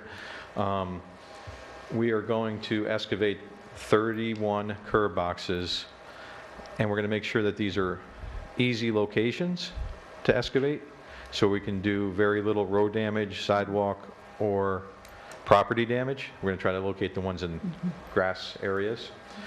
And we are going to take pictures and identify both sides of the curb box, customer side, town side. If we identify that copper side is only for the customer and the galvanized side is on the town still, then we have to replace that and identify that as lead. We'll replace that. Okay, and again, that's not going to be replaced at the time of the inventory. That's going to go on the list of replacement. So that's how we're going to identify this lead versus non-lead inventory. Sorry, and again, just a really basic point, but so folks are clear, this is only a survey, basically. It's only in taking an inventory. Take an inventory. This does not involve replacing any pipes yet. Not going to replace anything. Now, would we have to replace, there's going to be some things that we may have to replace. So we're going to do hydro excavation, but if a curb valve is not functioning or the curb box is damaged at that time, we'll replace it then and there. I mean, the hole's already open, you might as well replace it. Because you need access to a working curb valve, you need access to a functional curb box protecting it. So there are damaged valves and such out there. We still have to identify all those valves, so that's going to be part of this survey too. We have to go out there and actually locate them. That'll be part of the inside survey, and hopefully the weather's permitting, we can do the inside survey and locate the service line at that time, mark it all out. We're going to use GPS coordinates, put that on our CAD map that we've documented already. So in the future, we'll hopefully have all service lines located for the town. So in an emergency situation, it won't have to be hours of trying to find it. We know that valves are working. We know that where they are, easy access. So that gets us to a number here that I've sent to you all that, again, is an estimate. We're going to try to hold to that number the best we can. The hydro excavation is just a guessing point right now. It's just going off what the numbers are today. But again, I haven't scheduled anything or locked any deals in until we finish the first part of the survey. I can't book anything to set it up, so it's going to be a few months out. Marco, I think the thing that I'm still not understanding is if you are only excavating 10% of the curb valves, don't you need to, I mean, how do you determine how many lead lines there are if you're just looking at 10% of them? That was the thing that I did not understand. Yep, good question. So to answer that question that's the study that we're doing, the comprehensive study and the engineering evaluation that they're doing. We're going to assume that if we see that, we're going to break this up into 5 territories in the water district. And those 5 territories, we're going to be sampling a certain amount in each territory. If we see that there's galvanized lines on our side, on our side or on the customer side of the ones that we're excavating, even though it started as copper, we're going to assume all houses during that time period that were built need to have lead lines replaced. So that's from that 10% survey, we'll be able to identify that houses built in the 1930s, they're going to need new lines. Houses built in the 1950s, need new lines. Now, if we see a mixture of that, then it's going to have to be a percentage of guessing, right? That's guesstimating of how many are going to be replaced. But again, we would have to go back and identify that in this report that any houses during that time period that were built will get lines replaced, because that's what we've observed. If it was a cookie cutter process here, same builder in every house built at the same time, it'd be easy. But as you know, houses are built in the 1800s, early 1900s, all the way up to the 80s, 90s, and 2000s here. So obviously the 80s, 90s, and 2000s should be clean. They should be clean. We should not see any problems with those. I guess the other concern is I remember the map of the, I remember the map of the distribution system being kind of shocking because there were pipes of all different diameters and materials. Does that identify, I mean, that just does that actually identify lead or galvanized, or it just says metal for all of those? We have two types of metal, three types of metals in our distribution system mains. One is cast, which is not going to be lead. The other is going to be iron, ductile iron, again, okay, plastic. And we do have one main that is galvanized, small size. That will be identified as lead and have to be replaced, that whole main. Even though it's not a service line, it is going to be identified as one. And another question that wasn't asked yet, but why replace galvanized? It's not, maybe not lead, right? So some of those questions may be asked. You can't, one, like I said, we can't guarantee it wasn't. Two, we can't guarantee that lead, another lead line on that main brought lead into that service line and attached itself to it. So galvanized lines. I'm sorry, say that again? What can happen is lead from another service line could travel into the main and get itself impelled or into a galvanized line. Okay. And how that can happen is a galvanized line rusts from the inside. It gets these barnacles on the inside, and the pipe size diameter shrinks and shrinks and shrinks, and those lead compounds will get stuck in there, those lead elements. Now, you can do an XRF scan to test for lead or not lead inside pipes, but again, it would be destructive. But we have a device called an XRF, and that's tests for different types of metals. But again, we'd have to destroy the pipe, cut it open, test inside, splice it together with a new piece. So that's not cost effective for the town. So by doing the way we're suggesting, doing it this way, we pretty much are cutting the cost down to a third of what the original 100% inspection would be.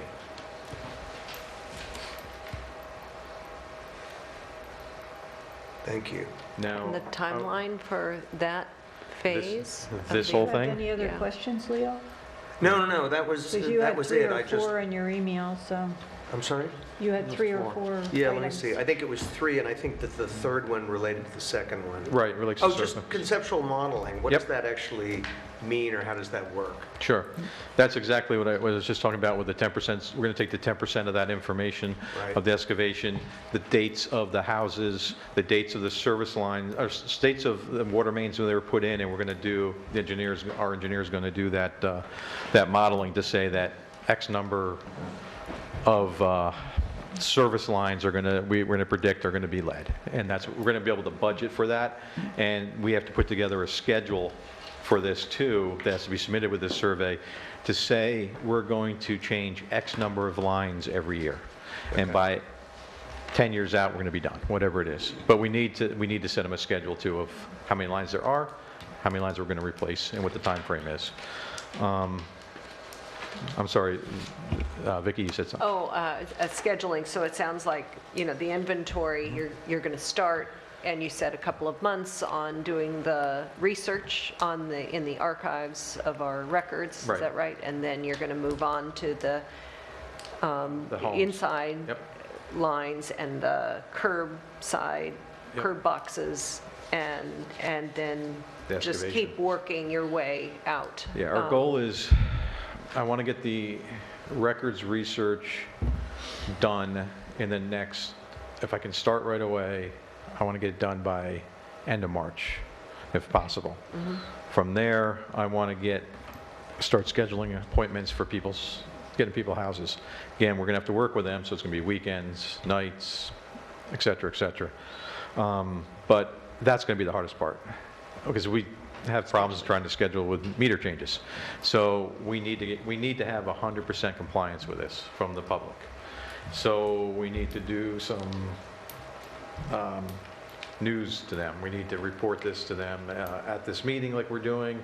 We need to probably send out flyers, put it on the TV, but we need to have 100% compliance. There's no exceptions. Seems like some informational meetings ought to be set in motion so that people Correct. get the information early on, and rather than having them learn about it in some. Right. And this only benefits the method. public. I mean, this is nothing to get anybody in trouble. It's to help prevent any type of lead contamination. Right. You know, we haven't failed for lead yet in this, in our water district. We had one hit on a bad faucet on a bed and breakfast. That was it. But that's because that was during COVID. There was no water running in the building. So the lead line issue is really not an issue in Amenia, but we have to file the EPA and New York State standards and regulations for this. Has to happen. It benefits the public. There's no cost to them right now. And you know, Ian will have to help out with us with the legal aspect of getting access if people are not compliant, or curb box access. So we're going to have to work with that. I'm going to say that's going to be our longest hurdle. It's probably going to take the rest of the year to get access from people. And the cost is being borne by the American Rescue Funds? Is that how we're not going to We use that? haven't decided how we're going to pay for it yet. Okay. Yeah, there's no, I've talked to several towns about this and other engineering firms, how people are dealing with this. Talk to cities, towns, everybody's pretty much They paying don't for it know. out of pocket. I mean, right now, the funding is, if they can get some funding, it's very limited. It's pretty much out of pocket. And we all agree that the conceptual modeling is not the most accurate thing, but it's allowed, and it's the most cost-effective as a business sense. 100% accuracy is going to be 100% excavation, but Right. again, looking back at it, it's going to be three times this cost here. It's going to be for you. So, and that's something we can't stomach here.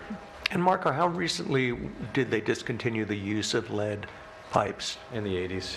In the 80s, wow. That's reassuring. Yeah. Hey, then they replaced it with asbestos mains. So I mean, they're no longer around. So, Just for the record, the proposal here, the cost is $260,500. And is that not an eligible cost from American Rescue Funds? I'm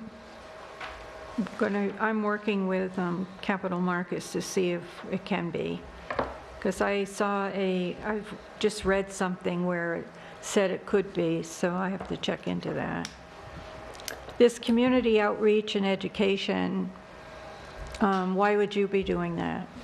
if you would like to do that, I'd be more than happy. If you would love to do that, that would be wonderful. I mean, I really think that the town should do it, since it should be in town letterhead, and it should be just your water supply. Well, we already have a person who does that, Yep. so I don't know why you're including it in your, Yep. You can do it, I would love it. That would be wonderful. That'd be- well, that's what she usually does anyway. Yep, set it up on the TV, public flyers, and then we don't have to worry about that cost. That'd be wonderful. I just have to list it as an item that has to get done, that's all. I'm totally okay with that, you guys doing it, that'd be wonderful.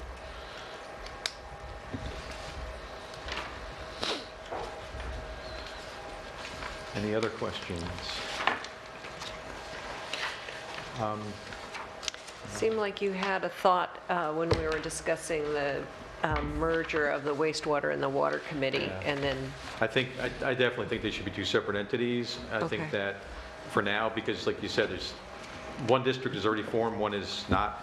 And the other thing is, especially with the water and price increases and all the things that are going on, regulation changes, because there's more coming down the road. We really, really should only have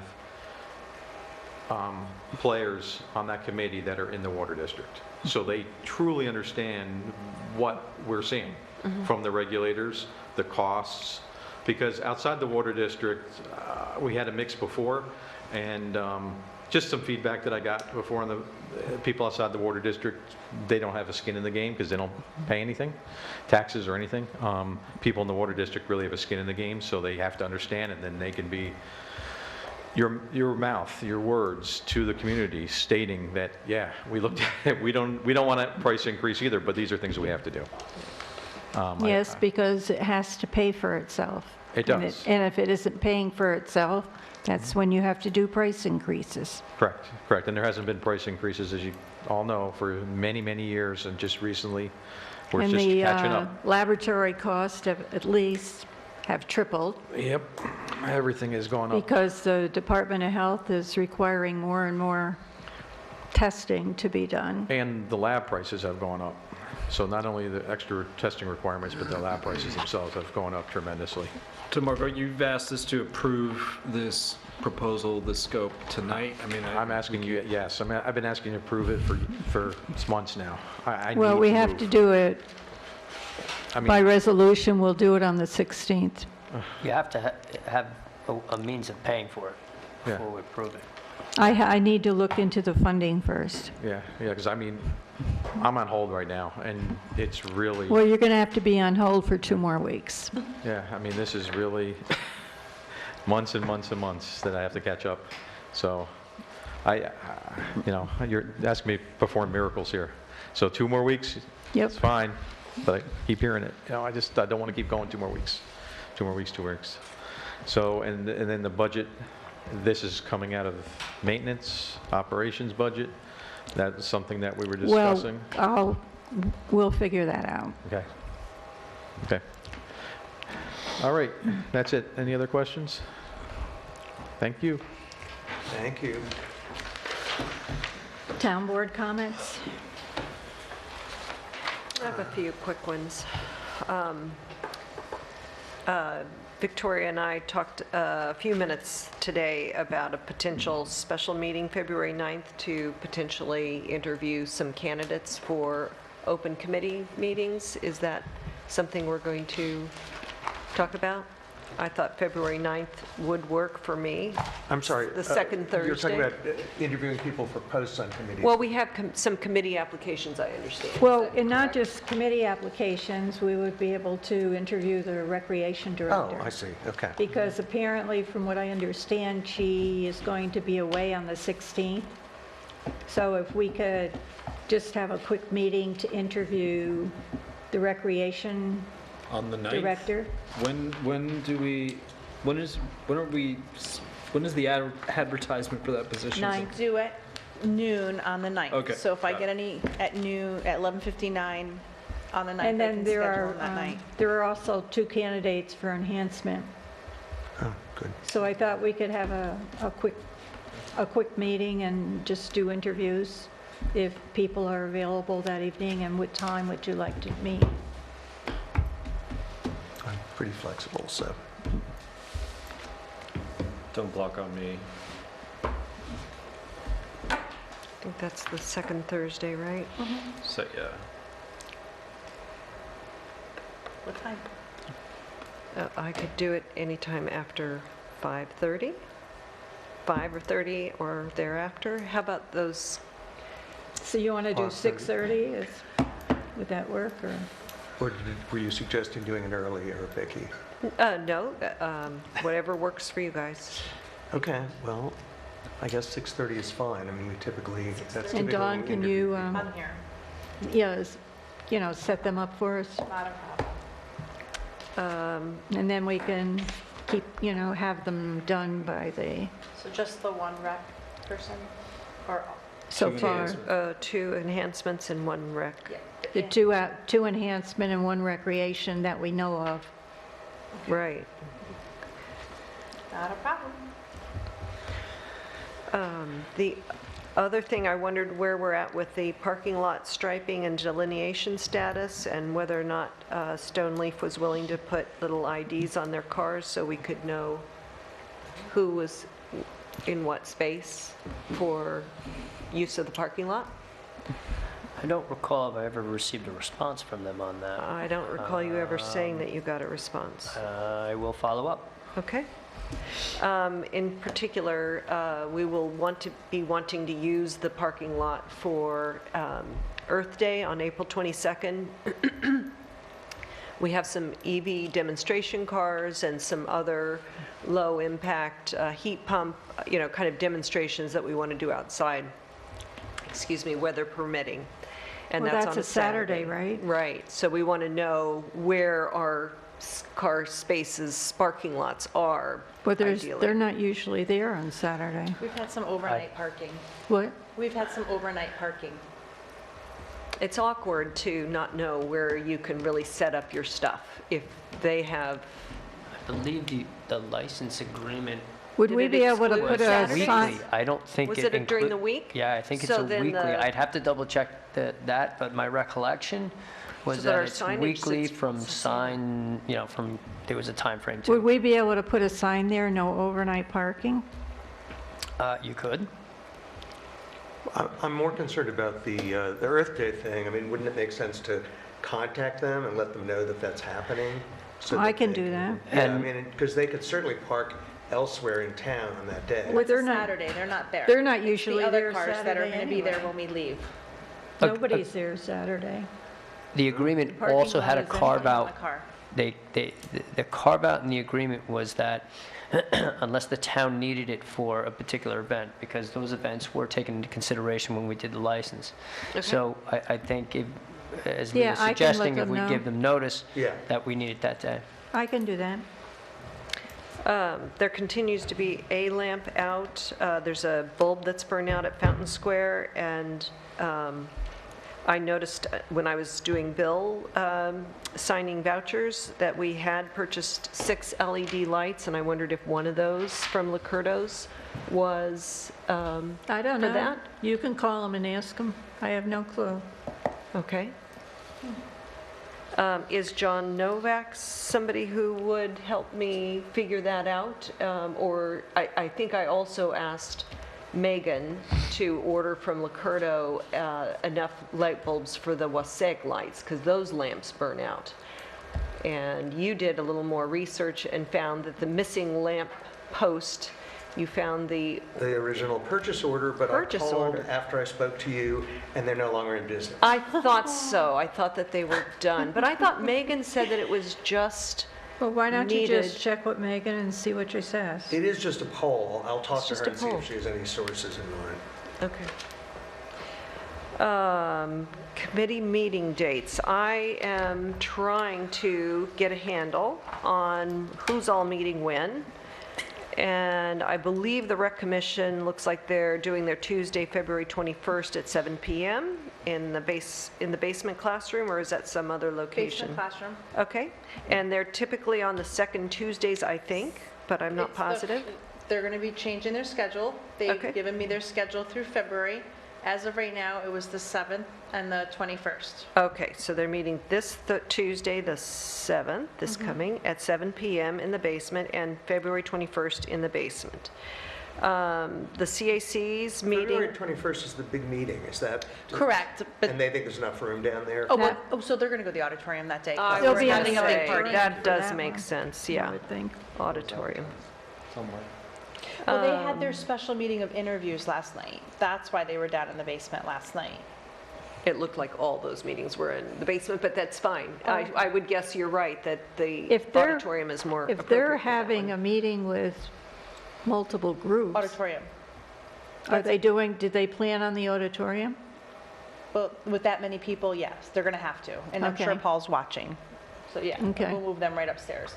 It was that when they were here last night, they were downstairs for sure in the basement. And I know on the 7th, the liaison, I know there's been some conversations about which room. I know there's 2 meeting rooms. I had suggested meeting room 2 on the 2nd floor, but I guess that's not available for them. So then they either have the back of the auditorium or the basement. So if they're here and there's a class already in there, which is on Mondays and Wednesdays, they can't use it. So hence the reason why they went downstairs. Well, I'm sorry, what, the meeting room 2 is which? The planning board room Oh. upstairs, but And why can't we use that? Because it's all set up for them digitally. You know, there's a lot of equipment in there. And that's not secured. Well, she usually keeps it locked. Well, But the room downstairs is, no, nobody I'm just uses. concerned if they, it's very different meeting in the auditorium than meeting in a meeting room. So, I mean, I'm just trying to figure out, I don't know I know how many tonight people they they're asked me if they expecting, could go to the meeting room, and I said, please discuss it with their liaison, so the liaisons can have an educated that's me. conversation but- Okay, offline all and right. figure out what you guys want to do Yeah, with maybe regards if to I'm the use of actually the building. physically present, that would satisfy. Because you guys would have the key in the and that's where it's old school. Some of the old school members know that they used to meet upstairs, but ever since they have the equipment, I don't know if they're taking it down or not taking it down. It's kind of like when we use this room, things get moved Out of the way. out of the way. Well, yeah. Well, they don't take it down, it just stays there. So, I mean, I know Mike has made comments to me about the chairs being moved and such, but I mean, the meeting rooms, I know the committees are asking for the meeting rooms. Specifically, Recreation had asked for the meeting room upstairs. Tonight, I had them go to the back of the auditorium. Right. So as long as the liaisons are here, I mean, you guys are overseeing it and you're locking it and setting, Yeah, I think just Brad get and a I key are from trusting Annette. everything. Well, we'll see, no. I'm sorry, get a key from who? And I Annette. just let them know the room Annette would be, downstairs was Annette will be able available to to help them. you with your keys to that room. Okay. And there's no key required There's no key required where? to the room downstairs, the old art room. Oh, the Just art walk room, down there, okay. I guess. And then the CAC meets on the third Wednesdays. That would be Wednesday, the February 15th at 7 PM. And the town hall meeting room is where we'll be meeting. Comprehensive Plan Committee, I got some strings of thoughts, but never got a final date. I think it's Tuesdays after 4 PM, but which Tuesdays, I'm not sure. So I think he's looking to do the 7th to get started. Okay, Tuesday, the 7th, the same day as the Rec Commission, is that right? Yes, but we're looking at 4 o'clock. Bill, I know, is working. At 4 o'clock during the day? I thought it was after 4 PM was what I was hearing. Bill is making the final arrangements. I'm sure he will be glad to send us. They're meeting on the 7th? They can meet in here. So to make this easier, the liaisons that are all present, you all have a key to this room? Yep. No, Annette? Annette. I brought my key to this room today. So you're going to let us know if it's at 4 PM, or Bill will reach out? Bill, are you on Bill's circulation list? It kind of just dropped off at some point. Okay. The last email I got said after 4 PM on Tuesdays, and then I didn't hear anything after that for quite some time. Okay, And then Amenia, we have a box of information for the Comprehensive Plan Committee in where is that? Annette's office.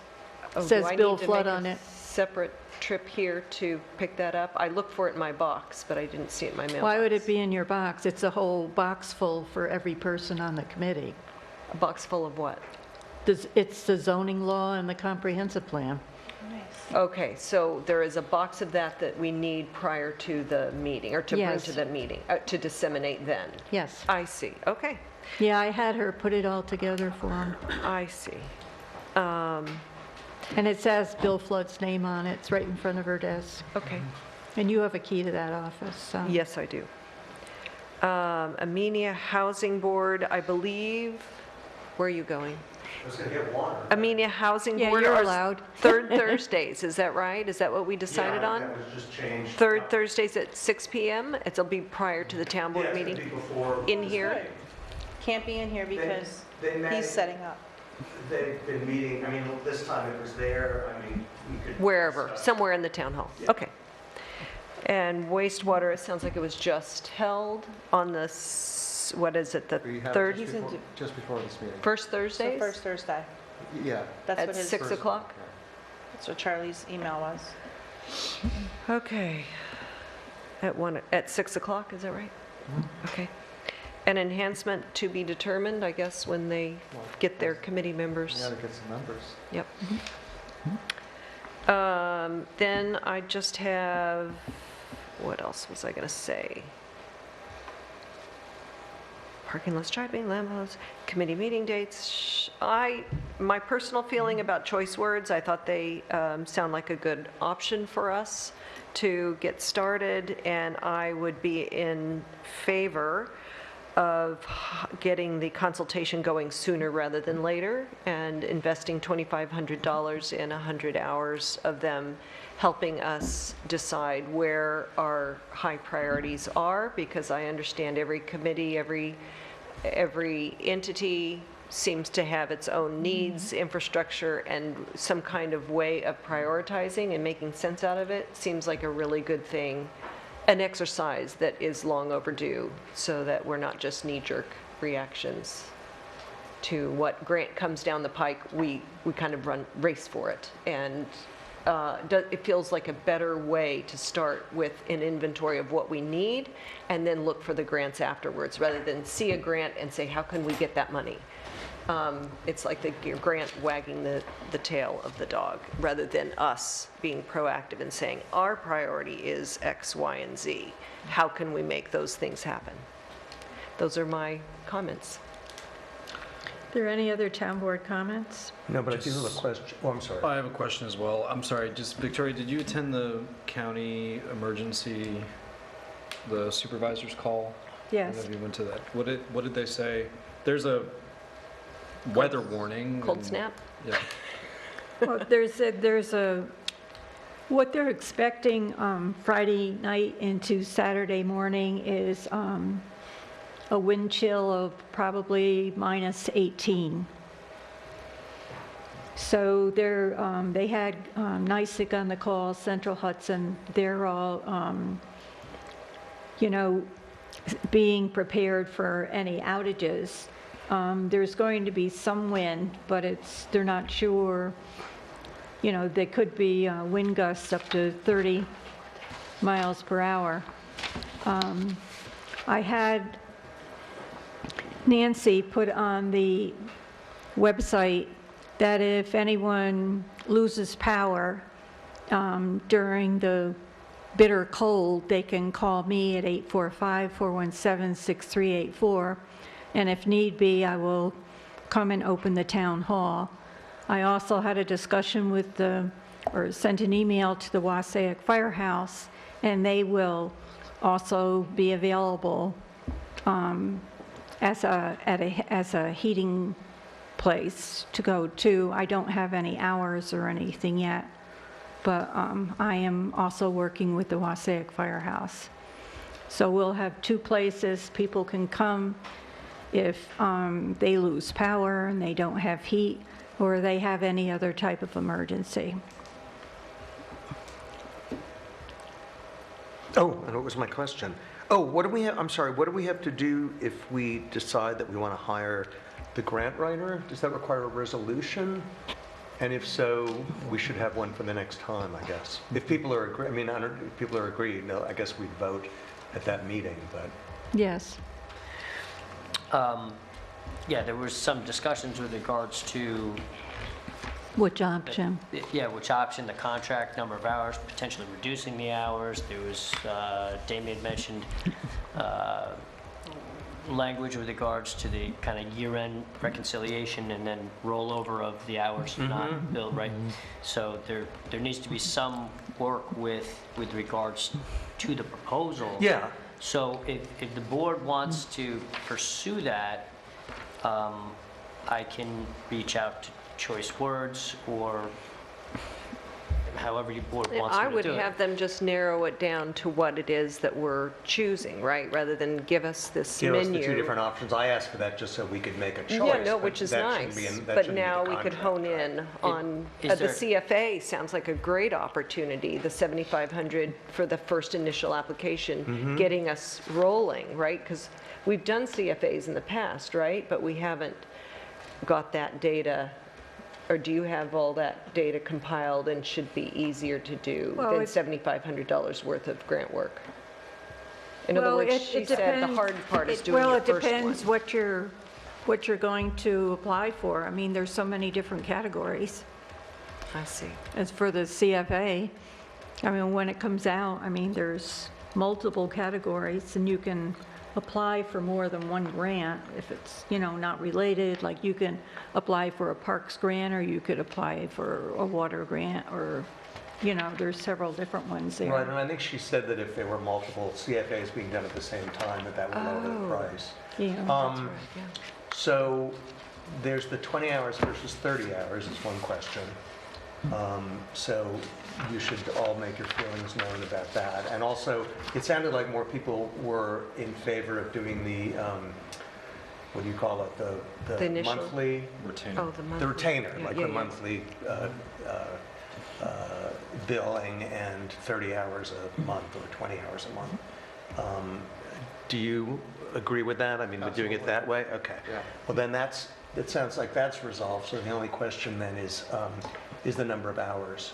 I like the retainer. I said this already. I don't need to repeat myself, but I like it because just especially starting out, and especially given all the needs we have, it gives a lot of flexibility to all our various committees, folks on the town board to help guide them. It also includes the initial consultation as that first month of hours. So, if I had to make a recommendation, it would be to do option 1 at 20 hours a week instead, 20 hours a month instead of 30. We can always increase it later if we find we're running short. That comes out to $21,600 over 12 months. And the language that they provided here does allow for separate scopes of work that cannot be accommodated within these hours to be, completed as sort of side scopes of work, separate contracts, as they say. Just doesn't have the rollover and the year-end reconciliation.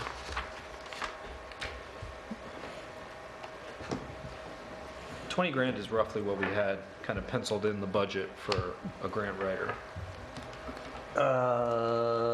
recall. Yes, but I think that was without, I don't know, I did get a number from them, and I think it was this number. I think it was 28,000 is the number that I had given from, because I had spoken to them before we did budgeting. And I thought that that was the number that was used, but I don't really know anymore. What they have here for option one, if you do it over the year, it's 32,400. Right. 32,400. And that's roughly 30 hours a week, 30 hours a month. A month. 12 right. Months a year. Right. Well, that would be my recommendation if we can afford it. If we can't, we could certainly do a lesser number of hours, but I do think we have an awful lot of grants required in the next year. So I would prefer, especially since we know the time rolls over, to sort of commit to that, and then hopefully we won't need that much time. But I'm quite sure that we will have enough stuff to do it. Well, based on her presentation, I think they're a very good fit for us. I'm sorry that they don't have, I mean, my thought is that their strength seems to be with economic development and revitalization and that kind of thing, and what we're really, really desperate for are infrastructure, big infrastructure needs. Right. So I'm concerned about that, but I think with strong engineers helping to work with them, tie and bond and such, we can fill that gap, because it seems like their strength is their narrative. Well, it also sounded like their first month of work is trying to figure out what projects we're working on, and I think also researching grants based on the kind of projects we're looking for. So it sounds like they Have the resources. Yeah, okay. There is the uncharted proposal and contract negotiation we're working on. That was specifically for water and wastewater. So that may address some of that issue. I did circulate an email to the board with regards to Uncharted's answers to your questions. I haven't received any guidance or response. I'm sorry, did that include when did that include wastewater? When did that, I don't. They had a proposal in an email saying that at no extra fee, they would allow us, they would look over our wastewater needs and make a recommendation Okay, well, for where we should, that's yeah. always good And to so I have. thought for free, we should certainly include that. So Ian can draft a resolution. Should we say 25 hours a month? Does that work for people, or do, I mean, Well, I think we should try and stay within the budget for now. I don't know. well, we have access to the budget? I'm sorry, $5,000 in the budget. Yeah, that was what I was afraid of. There's only 5,000 in the grant writing line? Grant administrator? But we can move money from contingency if we need to. All right, well, why don't we say 20 hours. Yeah, why don't we say 20 hours and just like, let's get this started, and we'll see if Yeah. we need more time from them. We know that we can get more What time. about 10? What did we approve? Adopted 10. Second. We went from 5. Oh, we have Okay. 10,000? Oh, I made a To motion, 10. I guess. That was, What were you checking, he was Dawn? 25. He just Oh, said mine was 25, but I like am willing to do 20 if people 20, think just to that's make everybody happy. safer, yeah. So, Because you know how good I am at compromise. That's so kind of you. so what I'm gathering here is we're looking at the option 1, 20 hours, some language in here about the rollover. I can, I don't And know if I have also- a contact with her. Ian, she mentioned monthly reporting, just to, like, anybody who would bill hourly and deplete against a retainer, like we would expect, just to get a, like, monthly tally of hours burned. Yeah, particularly if she's billing a certain number that she may not be working, so we can keep track on that. Yeah, so you can work with them on a, So I will reach On a out to them at contract? this number, and I will ask them to, based on this conversation, revise their proposal pursuant to that, and then I'll bring that back to the board. Okay. Great. were there any other town board comments? Other than I would like the candy passed? No. Isn't it early for Easter candy? So How did you get You them so can have early? that one. I'm shocked. Okay. It's almost Christmas candy time, you better hurry If up. there are no more town board comments, I make a motion to go into executive session with the town attorney and also the Kent Hollow attorney, and and Councilwoman Doyle and Councilman Blackman and the town clerk are excused. Thank you. Second. Good night. Have a good night, David. Supervisor Perotti? Yes. Councilpersons Doyle, Gutierrez, Grummer, Yes. Blackman. Supervisor, you taking the minutes? Yes. Did you want, Dan?